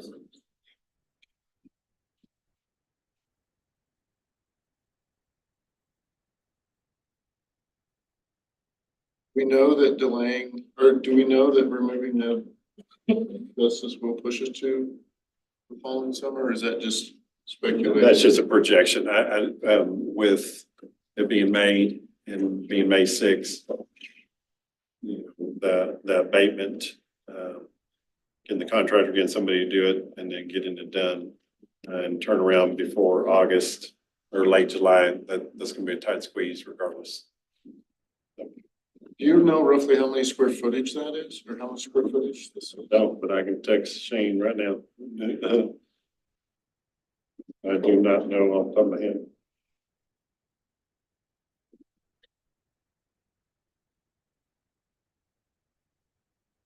Yeah, I would tend to agree with Andy just in the fact that to get something done this summer. Without the kids in the building. Without the kids in the building. Because if we say we're not gonna put it at KH, but we can't get it done for 2 summers at Plymouth, then we're basically wasting a summer where we could keep our long-range planning going. We are moving forward with the roof repairs. We did, yes, sir. We approved that last board meeting. When we switched out, when we bought the old Telegram building, I say we, the city, they had to do asbestos abatement there. And it took about 2 weeks to get them out here from a company from Wichita. It wasn't that was pre-COVID and everything, so who knows now, but it wasn't a big deal. We just made a phone call. They were there in 2 weeks. They knocked it out in 2 days and they were gone. So I didn't see the delay, but like I said, one, that's not my field, and number two, that was pre-COVID, so. Yeah, and I would say abatement companies get real busy at the beginning of the summer because a lot of school renovation projects, usually the first thing you gotta do is get in there and abate things. So, into May, early June's probably pretty booked out for them. But you're right, it's usually a 3 or 4 day, maybe 1 week worth of work from the abatement contractor in the flooring. So I think we probably will still have an opportunity to get that done this summer. But I just think we should wait and figure out what the long range plan is for Plymouth before we move forward with carpet there. So I'd still be, even in light of us being able to accomplish the abatement and the carpet at Plymouth this summer, I'd be in favor of not doing that and putting it in KH until we have more decisions made that might affect Plymouth.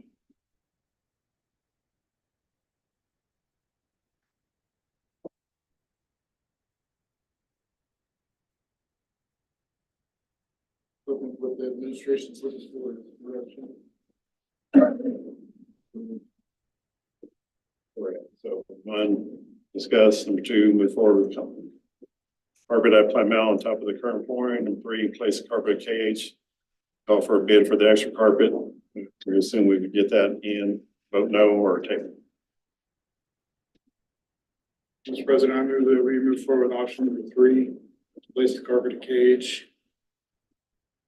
I'll second. It's been moved and seconded that we move forward with option number 3, which would take the carpet and put it at KH. This would also require us to approve a second bid, correct? Yes. Because it's going to take more square footage. Yes, sir. Well, we're projecting 30,000 also. That would be roughly the same. We're finish it out at KH. He said he didn't know the square footage off the top of his head, but didn't think he could get the abatement done. But 30,000 on the extra carpet at KH. So then if we do it at KH, the total would be with that additional 30 would be just 49. Well, the 49, we've already approved the 49,450. Okay. That carpet is bought. It's 70. Right, yes. 70.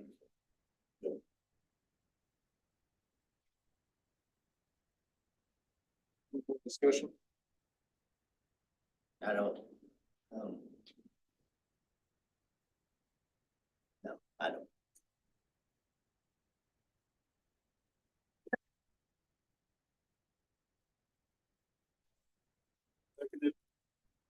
We move forward with option number 3, which would place the carpet at Kenneth Henderson Middle School while we continue to evaluate Plymouth.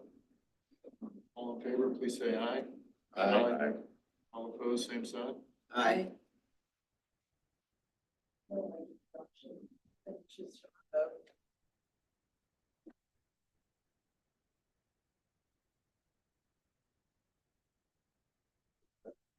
In the nays, raise your hands, make sure I got it right. The nays? Yeah. Thank you. Thank you. All right, we'll move on to I-9, RSP update. And I'll just introduce Jenna.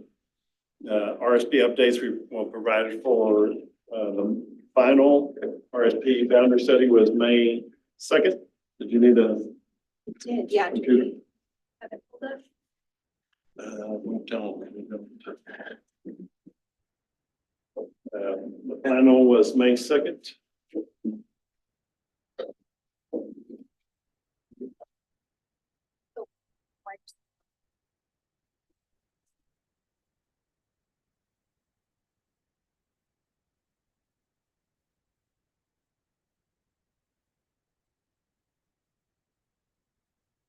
Let me get over.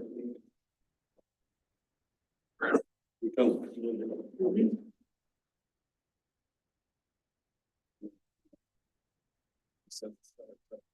It's also, it's in the, it should be in Word docs too. If you just do it over there. Oh, okay. Oh, it's not in the board docs? Where'd you send it to? Send it to our. To your, yeah. Oh, to my email. Gotcha. When everybody. Yes. Send. Here. We got it pulled up for you guys.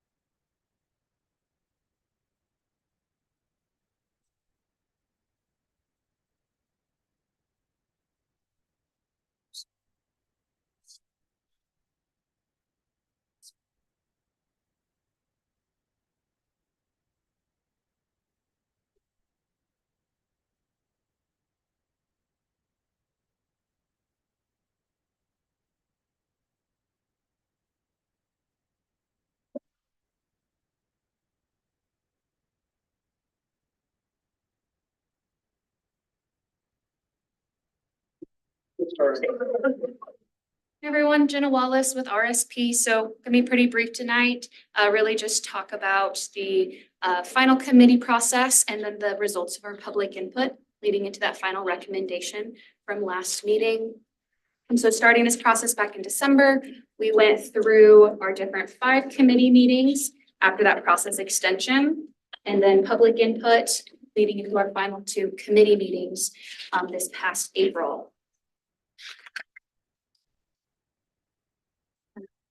So in the packet, there's just some different information that go through the timeline. So working through this process, we really started with the committee with a deep dive into our data. So looking at that enrollment analysis results.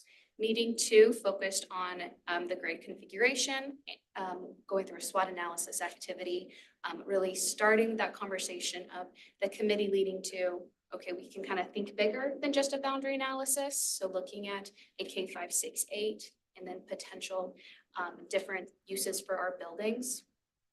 And that was reinforced by your guys' work at that March 4th board input meeting, providing those new objectives of continuing this process with the K568 configuration and that target utilization of 75 to 85%. So that really set the stage for meetings 3 and 4 and public input. So in those meetings, it really started with a work session of activities, some different input that was more favored at each concept, and then going into what was presented to the public in that March 4th, or that board meeting number 4. And I just shared it with you guys also, so you have it on your email. I'll just kind of move here. Yep. And here's the mouse. Oh, yeah.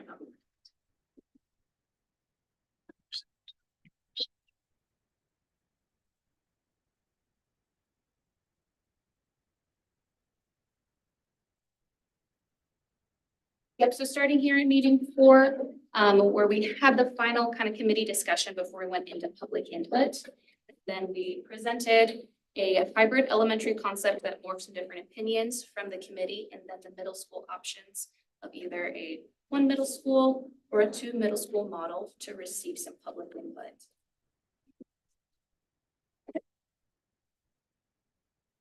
Public input, we had 2 nights of formal public input, and then a community survey that went out for the next 2 weeks. So some of these results are high-level observations from our public input sessions. Pretty good support for the idea of a K568 model, definitely from different table activities, as well as formal public comment at the end of the night of positive support for changing the intermediate model to a K568 concept. There was also noted support for adding an additional early childcare or childhood center, so that being a positive of the plan. And then more noted support for a 2 middle school option rather than the 1 middle school option. There was also lots of noted challenges with the proposed elementary hybrid plan, especially in the realm of what buildings were potentially chosen to be repurposed/closed, and the different impacts on students between those different items in the plan. We also put together some general themes from all of the input that was written on the sticky notes and on the big Post-it notes from each night. So all of those were collected, and all the raw documentation is also out there. This just fits better on a slide of some general themes going into those input. That was the written format. For our public survey that opened first night of public input, it went over for these next 2 weeks, and we ended with 1,336 total survey results. So pretty good just input. We can definitely see how adding some more social media push at the end of the process, we saw that final boost to get us up to this number here. I will note that this number won't be the exact number that you see totaled on every single question, because some people may select not to answer some questions, or I'm really passionate about some areas. So this is the total responses of anyone who answered any questions, but it'll differ by question depending on who all answered that question. So some of our demographics of our survey respondents probably fits pretty well in your guys' mind. Most of the respondents were parents of current students. We have different race and ethnicity information provided there, as well as what school do you associate for our elementary buildings, which in this case, the none had the most, so more so illustrating that maybe a lot of just community members or parents of middle school or high schools that may not be individually supporting with a certain school. But then Florence Wilson, Jenny Wilson, and Jenny Barker out of the elementary schools have the largest portion of parents, or at least survey takers that identified with those schools. Our different results are throughout these pages. So this first set of graphics here goes into the setting the stage results. So in the survey, we provided some preliminary data in enrollment and housing and population information for those that weren't able to come to the public input sessions, to kind of gauge different items of input about just the overall theme of looking to the future for enrollment change. And so in this case, some of our main takeaways are the community feels that population will continue to grow. that we think that housing will most likely continue to grow at about 50 units per year, which fits pretty well with RSP's model where we have 50 to 150 units built per year in the model, and that the district can continue to consider ways to be more fiscally responsible. In our challenges to address, when we asked some different questions just about the grade configuration, we did have 65% support for a K-5-6-8 model, and then 69% with adding a second childcare center, and then 60% support for repurposing the intermediate schools as elementary schools. And then asking some questions about school consolidation. We had about 54% support consolidation of buildings, just kind of in general. And then if we asked a question, if you disagreed with that statement, can you provide more reasoning and some different opportunities to provide that comment? And so out of that question, the kind of multiple choice option was just, I don't support buildings being repurposed, as had the most votes, as well as all the other comments that we'll show in the next document. And then the final questions that we asked were the most kind of specific ones of, do you support that elementary hybrid concept as presented? And then for 6th to 8th grade programming, do you support a 1 or 2 middle school model? And in this case, we had more of the I disagree for that elementary hybrid concept, where in this case, it was a 54% disagree, 46% agree. So illustrating that in theory, we have more support for a K-5, 6, 8, and we have more support for maybe considering consolidation. But when we all wrapped it up into a plan, there's some more work we could do if that was down the route that we could go. And then in the middle school question, we had honestly kind of the most majority support out of any of the questions was a 2 middle school model for 6th to 8th grade programming, which received 75% support.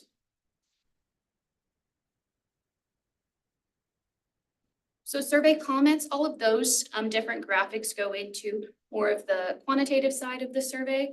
We also had 5 different opportunities to provide open-ended comments throughout the survey. And so we received 1,079 total comments from the survey. And we kind of put that together where of those comments that came from 503 participants. So it's always optional to provide those different open-ended. So some people type in all 5 blanks, and then some people maybe just reply to 1 opportunity.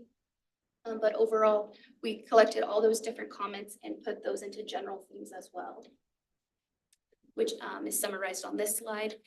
It's about the same as the other themes that came from public input, as well as the written comments from the survey. So definitely some concerns about 6th grade programming in the middle school, more positive for a 2 middle school model rather than all in one school with at Horsegood.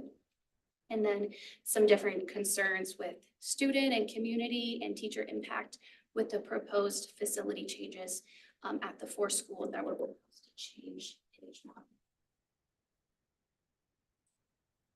So that goes through at least kind of an update of where community input landed.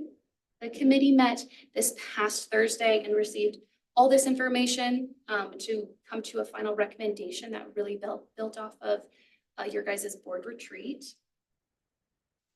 So more so kind of expanding the details of this process. And so instead of going from a more so detailed concept into more just an overall support for a grade configuration change in a 2 middle school model. So coming from that board retreat, we let the community and the committee really just mesh on those 2 items to come to a formal recommendation. To make that discussion, we had small group and large group, as well as some polling activities at the end. So they were able to use the current maps.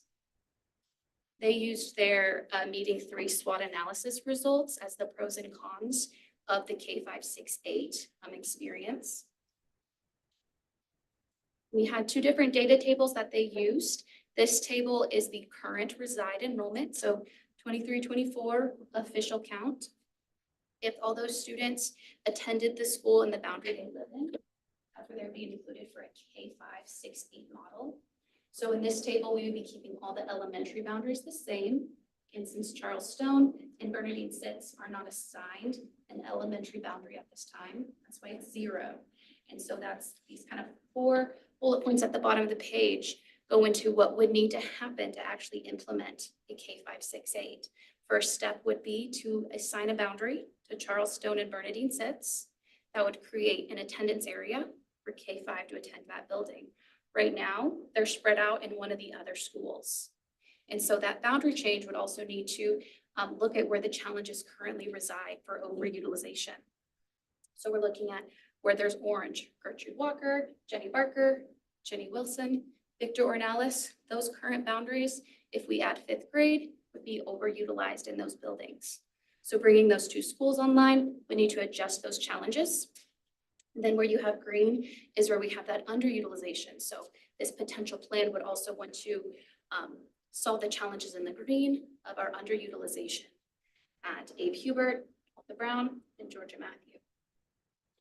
The other thing that would need to happen where you can see in this table is with 6th to 8th grade programming.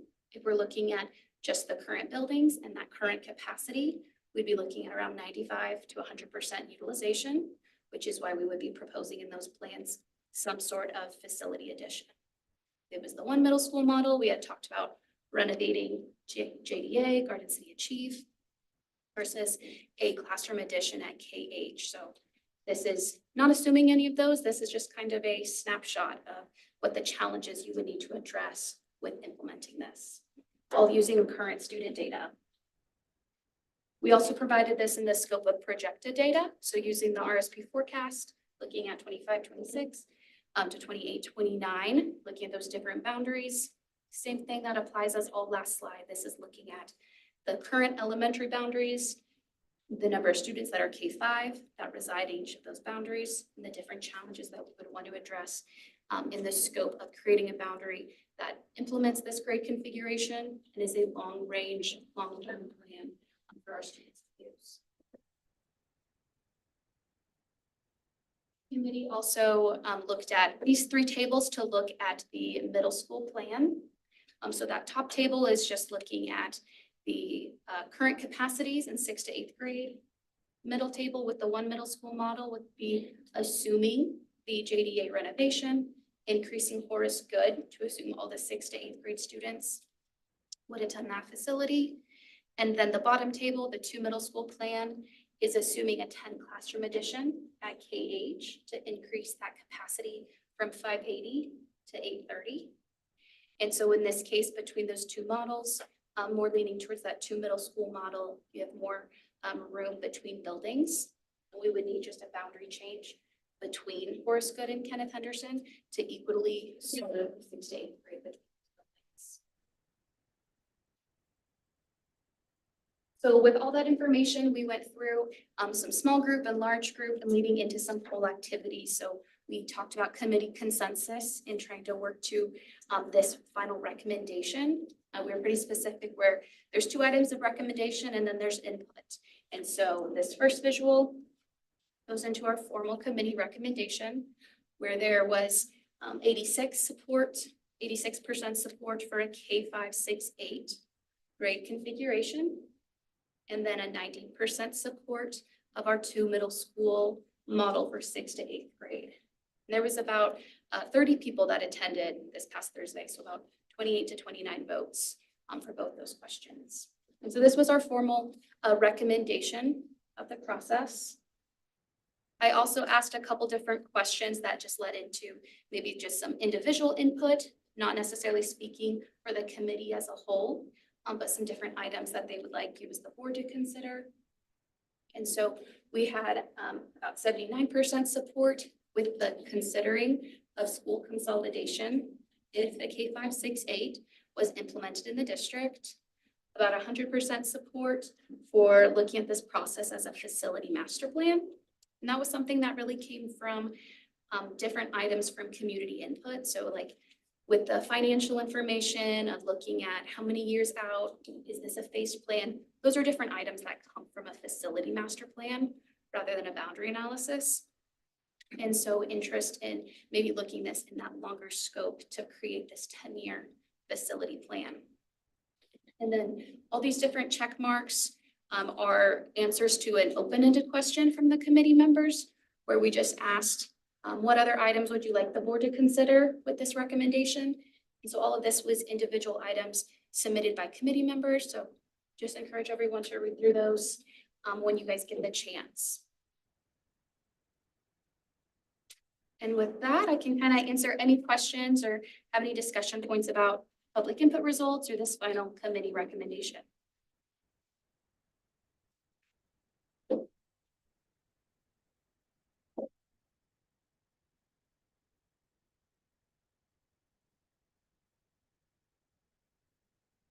On page, slide number 27, you list out kind of 4 years of projections going out through 28-29 school year. You're projecting, if I'm understanding this right, a student population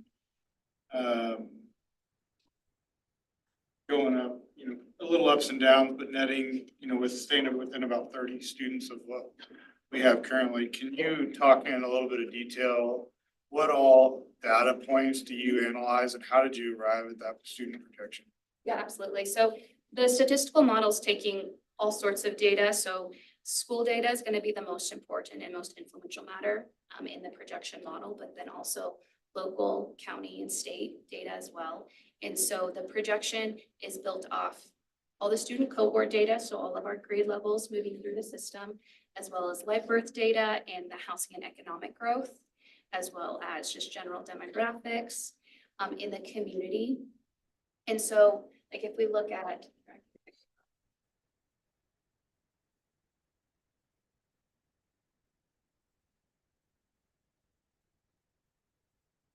so the total forecast model is looking at all the different variables that come together in a student enrollment trend and then creating that most likely forecast. And so in this model, the district decrease is forecasted at the high school and middle school level, as those classes right now are larger than the grades younger than them. So as they exit the system, that's creating more of the natural decrease of enrollment that's forecasted at that district level. But with a lot of very positive indicators with community demographics and kindergarten classes coming in and larger pre-K classes, we have the elementary grades increasing these next 5 years. So I have a question about that this specific chart. So it appears to me that there's a big change in our elementary, like K6. Somewhere along in there, like 2018, 2019, we dropped 300 some students, and then that takes our total enrollment down on the top under 6,000, but that doesn't really align with our current enrollment. I think that we're currently, for like this school year, I think we're showing, if I'm reading this right, you're showing like 65-27, which I think we're at 7,100. Is there a data point that got dropped out potentially? So this doesn't include virtual, so this is just brick and mortar of our students there, so that might be playing into it a little bit. And then this is official counts. This is based on your October. And pre-K also Not pre-K. Was pre-K, Garfield's not in it. pre-K included earlier in this though? Because there's like a 400 to 500 drop from 2017 to 2020. Yeah, so if you look at, I can't see, I can't make out the numbers. What is that very first year there? This one, Yeah, 7246. no, what year, what school year is that? Oh, 1213. Yeah, so 12-13 would have been, that'd have been 2012, we had 7,600 kids enrolled. And so that's gonna be not counting pre-K there too. Because pre-K, we don't get like official student IDs or an address, and so it doesn't fit within that model because it's also a different funding source. How many students are in our pre-K program? So the beginning of the year, we grow well over 100 throughout the year. I would say at this point, at the end of the year, we're probably 550, 600. Would that number get higher if we added additional early childhood? Because don't we turn away Or haven't we had to? We have in the past, to my knowledge, I don't think we've turned anyone away. I'd have to ask Andrea that to make sure, but I don't know that we have anybody right now. But I can't say that. Certainty. I know in the past, when I was the principal at Garfield, we had a waiting list for kiddos. Was that 2 age levels? So like a 3? You got your 3-year-old and your 4-year-olds, yeah. So that would eventually be 2 different kindergarten classes. Correct. Yeah. Yeah, so you take that 600 and basically divide that in half, and so you're gonna have 300 3-year-olds and 300 4-year-olds, approximately. You're talking about. So those kids are included in our official count, but they're not included in our. Yeah, yeah, they're gonna be on our September 20th. That's what those numbers are based on, is our September 20th enrollment. So those are all the, for lack of a better term, butts in the seats. And so what they're doing, they're just looking at our K-12 enrollment. They're not looking at pre-K-12. And so that's not virtual, those numbers, or it is. That is. Yes, sir. But these are not. Correct. Yeah, so this doesn't have Garfield or virtual in those numbers. Correct.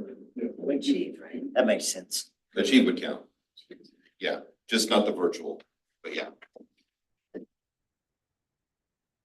Thanks for clarifying that, because I was saying that makes sense now. Yeah. So can you talk about, when you say projected housing growth and trends, what number of housing units are you anticipating in these projections? What number are you using? So our model was looking at about 50 to 150 units built per year. So we can go back into that enrollment analysis. That full document has all that information of the number of potential units by project and what year we expect those different projects to come online. And so all of that's integrated to the report based on the build rate. So we know that depending on the type of units, where they're located, the price point, the number of bedrooms, all have a different relationship on how many students we typically see. So it's not as simple as all housing unit to this number of students. If it's a townhome with 3 bedrooms versus a studio apartment, townhome with 3 bedrooms is going to yield more kids than the studio apartment. And so all of that information at each neighborhood is put into the report. And that's why you see, so the elementary boundaries where the different residential growth is located at increases greater. So Jenny Barker and Florence Wilson, those boundaries that have the growth in the boundary grow more versus the boundaries that don't have any of those residential units located in the boundary.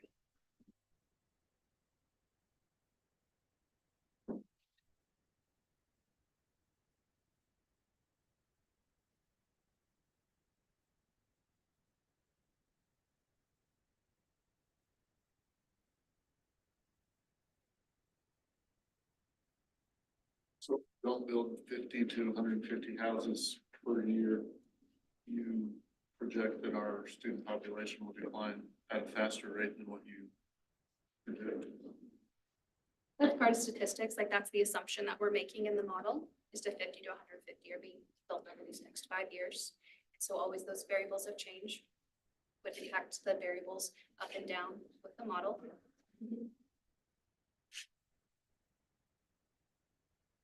That goes the other way too. For some reason, if they built 400 homes, we could possibly expect an increase. Right, yeah. So on back to slide 27.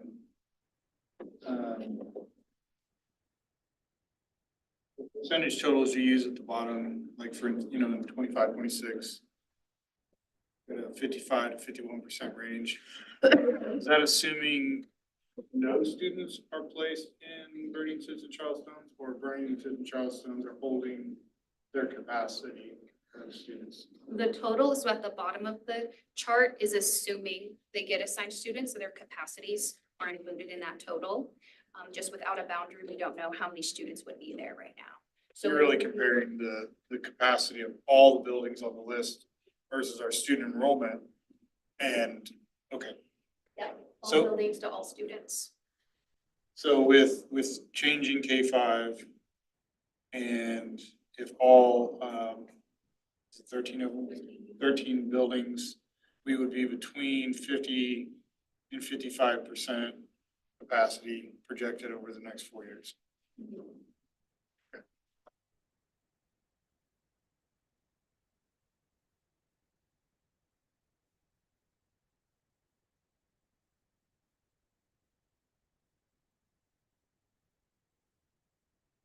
You don't have a formal recommendation from you guys at the end of this, is that correct?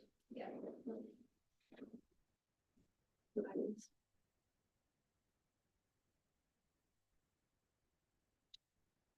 Two items are that there's good support for a K-5, 6, 8 model in 2 middle schools.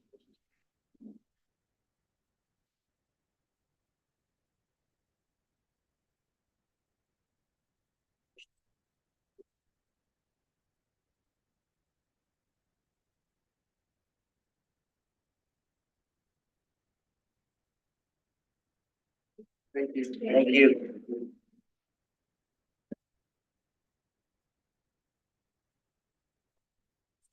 Matt?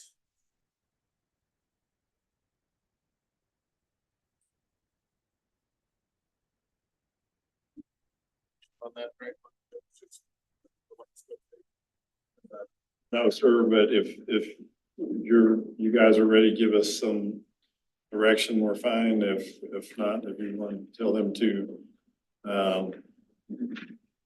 as on the April 22nd, board retreat, K-5, 6, 8, leave both middle schools open and draw a boundary. So, I mean, we could tell them that or not. Just as administration, we just need some direction of where to go forward. And I mean, If we go that route, is that paid for or is that additional? I'm gonna assume that's paid for, that's part of the service, but I'm gonna assume that's part of the service.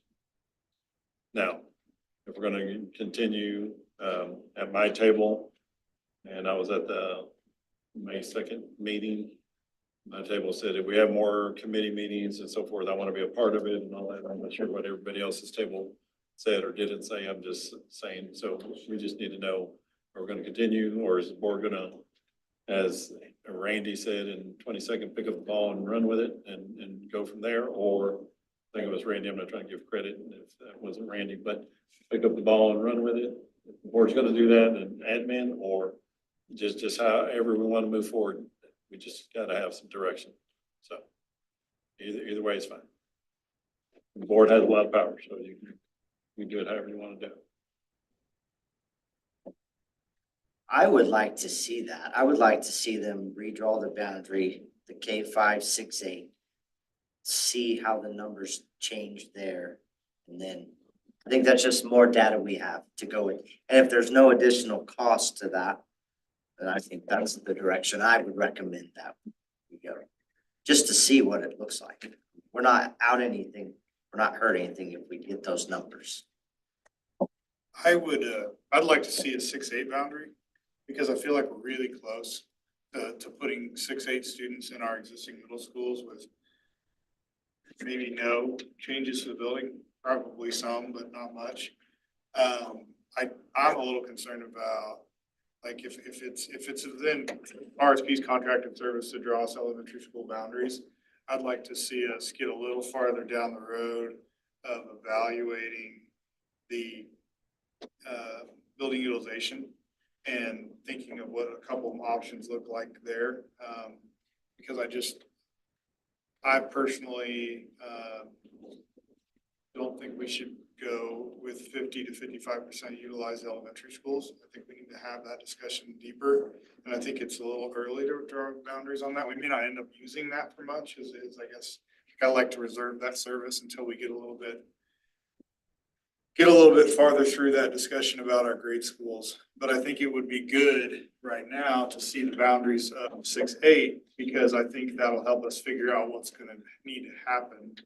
What kind of makes most sense logically, where to boundary the city, and what our net populations in those two buildings would be. And I think that'd really help us hone in on what we need to be looking at doing at KH.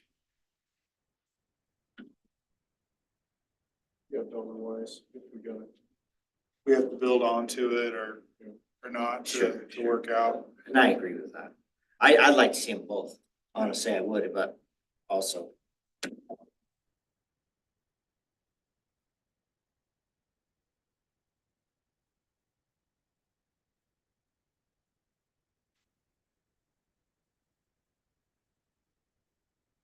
How difficult is that?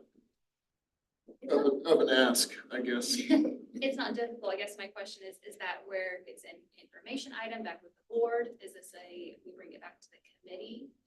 Or what are your guys' thoughts on different boundary draft? Because we can make multiple with 50 to 55% space. You can make many different boundary options. What about in the 6-8 model? I mean, using the current capacities of KH and Horse Good. And we can do that. We have the 2 middle school model that was proposed at public input that did that.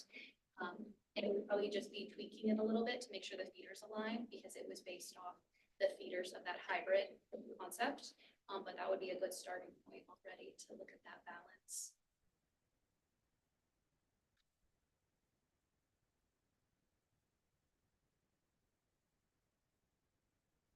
How difficult would it be to draw the boundary for balanced middle schools? Without with the 10 classroom edition? Yeah, so I guess what I'm asking for, I'd like to see what a boundary would look like if we utilize the space that we have today. And then I'd like to maybe see what a boundary looked like if we added 10 classrooms and tried to build, to where Cage and Horse Good were the same size, what that boundary would look like different in the city. Yeah, we can do that. I wouldn't, my recommendation is not to go back to the committee. I think I'm just assuming that committee's probably done. I'm sure there are people that would continue on and help, but I think if it fits in line with their direction that they want to see too, so. But if we feel like it needs to go back to committee, then let's do it. I would agree with you, Randy. I think at this point, probably just bring it to the board as a board item. And I think the value that we got, like out of the committee or what I see is there's good support for the K-5 model and there's good support for a 6-8 model. I think now as a board, we just need to figure out what we want to look at and how we want to get there. I think looking at some boundaries would probably be a good start. I wonder if it would be a good kind of move through some of this evaluating scenarios, crunching numbers, data analysis. If we were to have, say, appoint a committee of 3 board members, just to be basically to work with administration and work through scenarios. So where they can meet as needed and get in dissect, different scenarios of costs, savings for this and all of that. And then have that committee group come back and report periodically to the full board as we move through this. I think that'd be valuable too, because I think there's probably things that maybe we can't talk about as far as personnel, but I would like to see some of that, how that affects our teaching staff and our personnel, like the different models. Obviously, are we gonna create where we need more teachers? Are we gonna be more efficient with the teachers we have? I mean, there's a lot of those conversations that obviously we have to have as a board too. And if we create 2 new grade schools, what does that do to our teacher need? You know what I mean, opposed to other options. So I think would be a good idea. And we need to have, I don't know if the 3 that were on the committee want to continue, probably the most versed in it, or if we want to do something different.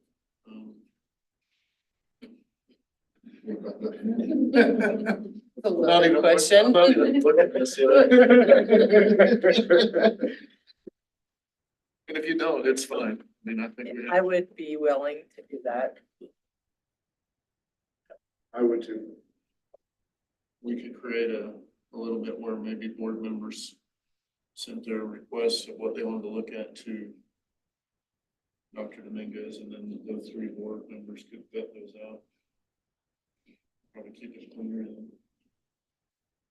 sit on everybody's idea or what they want to look at, maybe keep it more focused. Yes, sir.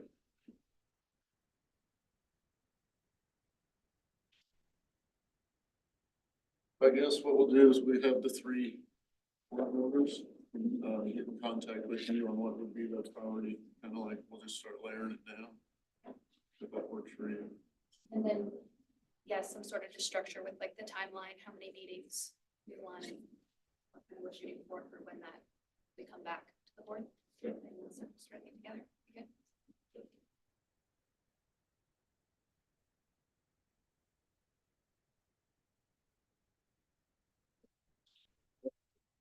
create a, ask the board to create any thoughts and what they want to look at from now. I mean, we got the recommendation from the committee kind of K5, 6, 8. So what things do you need as a board member to make your decision? If you'll compile those and get those to Dr. Dominguez and then the 3 committee members can start getting those out and try to get through the data.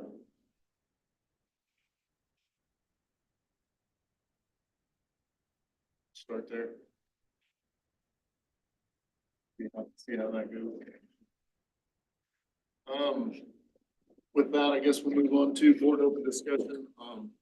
I'll start that. There's just, there was a lot tonight, a lot of great information. It was great to have Jenny Barker in here. It was great to honor our teachers that have done the letters training and just recognize them and bring them in. And then there was just a lot of business on the agenda tonight. I appreciate all the hard work of the staff and everybody that's working with all these contractors and answering all the questions of the board as we have questions. I know it's more work for you guys to go back and ask those companies and those representatives to answer those questions, but I appreciate you doing that so we can make decisions and that we feel we're informed. I just wanted to say something tonight during the meeting. I want to thank the board. I mean, I know we get a lot of data thrown at us. We get a lot of stuff at us, and I appreciate the board being informed and reading your packets. There was a lot of great questions tonight.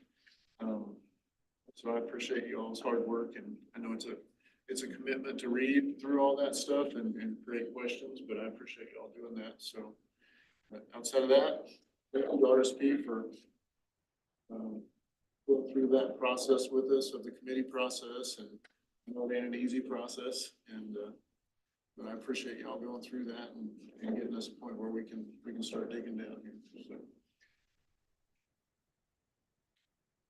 So. I also feel the presentations today and a lot of information.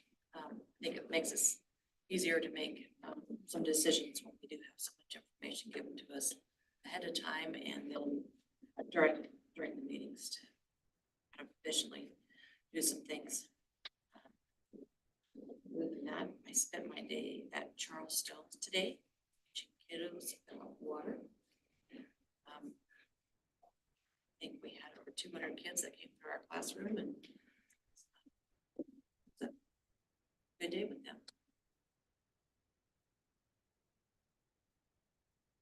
I think that every meeting, which, you know, when you sign up and you're like, oh, it's 2 meetings a month, yeah.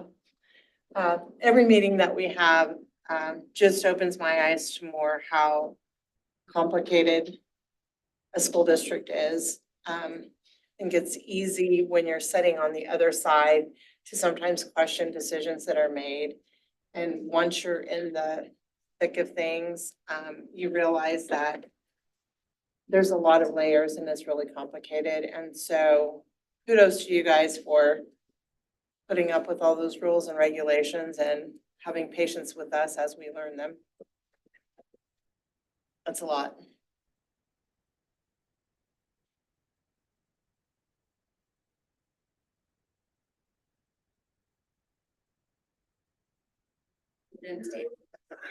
Everyone back at once. All right, I too want to just thank the students from Jenny Barker and Ms. Palmer and Mr. Horny.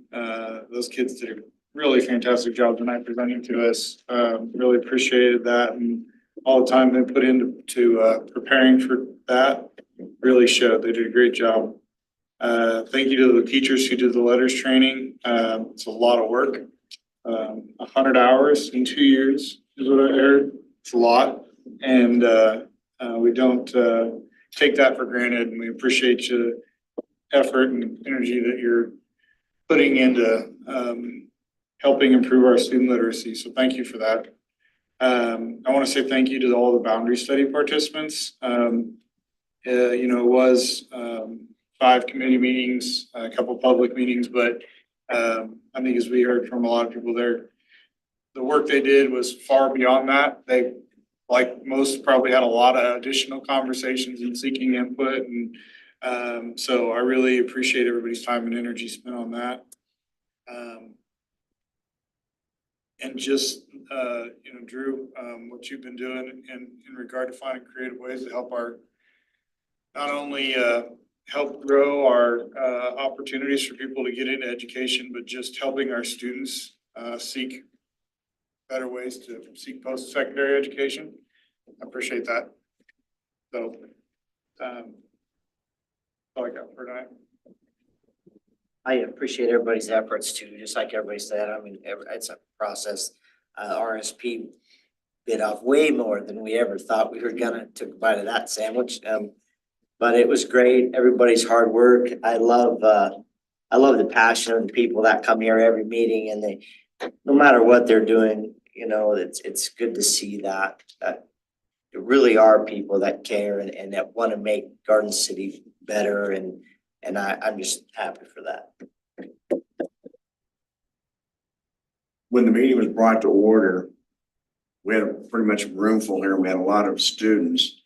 And the Pledge of Allegiance, I just stood here and man, I heard some enthusiastic kiddos, yeah, give the Pledge of Allegiance. For somebody, I served 6 years, United States Air Force. Sometimes you look around you and you wonder if anybody appreciates what our service members are doing today. And I just think it's great that what I heard here. Parents as teachers, I thought there was a great presentation that those folks are enthusiastic about what they're doing, and that's really appreciated. So anything that they can do to help keep families together, keep children in the home is wonderful. Jenny Barker, great presentation by those students. Really appreciated that. The teachers' appreciation for the letters, recognition they received. That's great. I mean, you see, and Randy said this, I think we really see a lot of enthusiastic folks in this school district, and the administration appreciate what you guys are doing to bring the information to us and RSP as well. So thank you all. I too want to echo a lot of what's already been said tonight. But really want to say thanks to all of our educational staff, all of our teachers. This is Teacher Appreciation Week. And I know we're getting ready to deliver some, I don't know if I should spill the beans or not, maybe it's, but there'll be an appreciation this week coming. But I just want to say thanks to all the staff. I know it's a hard job, it's a thankless job.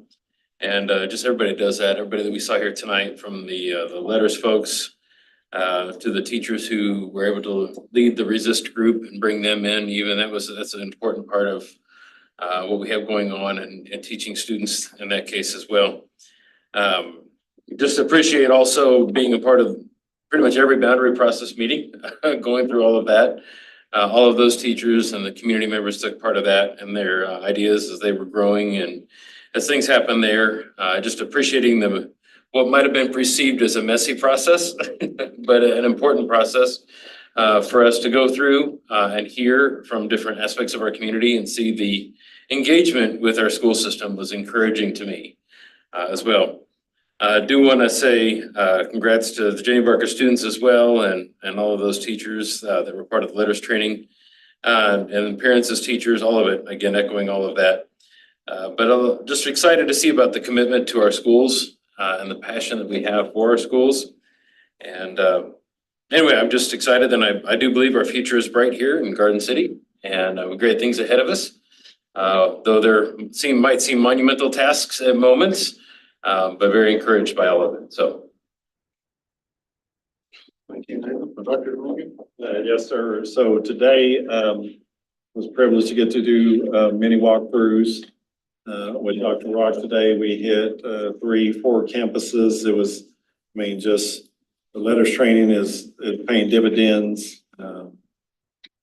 Jenny Barker presentation, clearly they're doing great things there. Got graduation on the 18th and 19th for those two high schools. 17th, we got Hall of Fame dinner. Just got a lot of excitement going on. When we went through those walkthroughs, the engagement was high, the enrichment was high, and the empowerment was high. We were writing gist statements. We were talking, students reading at grade level is just truly powerful. So thank you, teachers, for getting that letters training. Is going to pay dividends.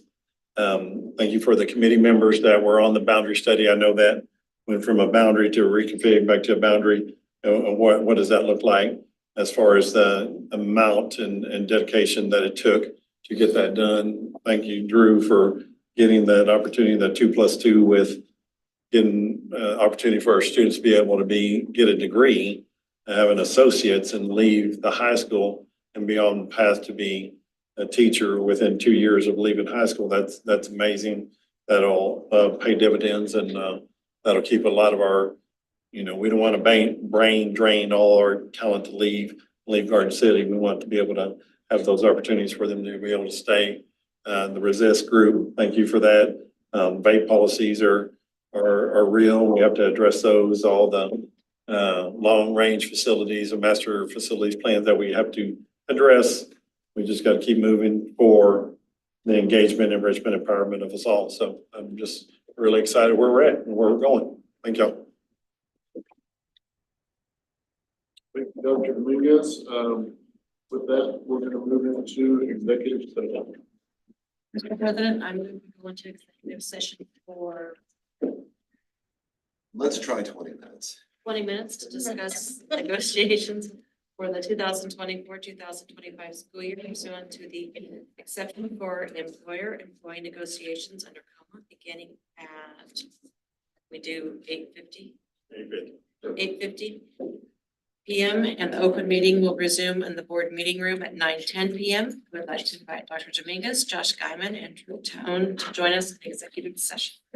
Second that. We move executive and go into executive session. Favor, please say aye. Aye. All opposed, same sign.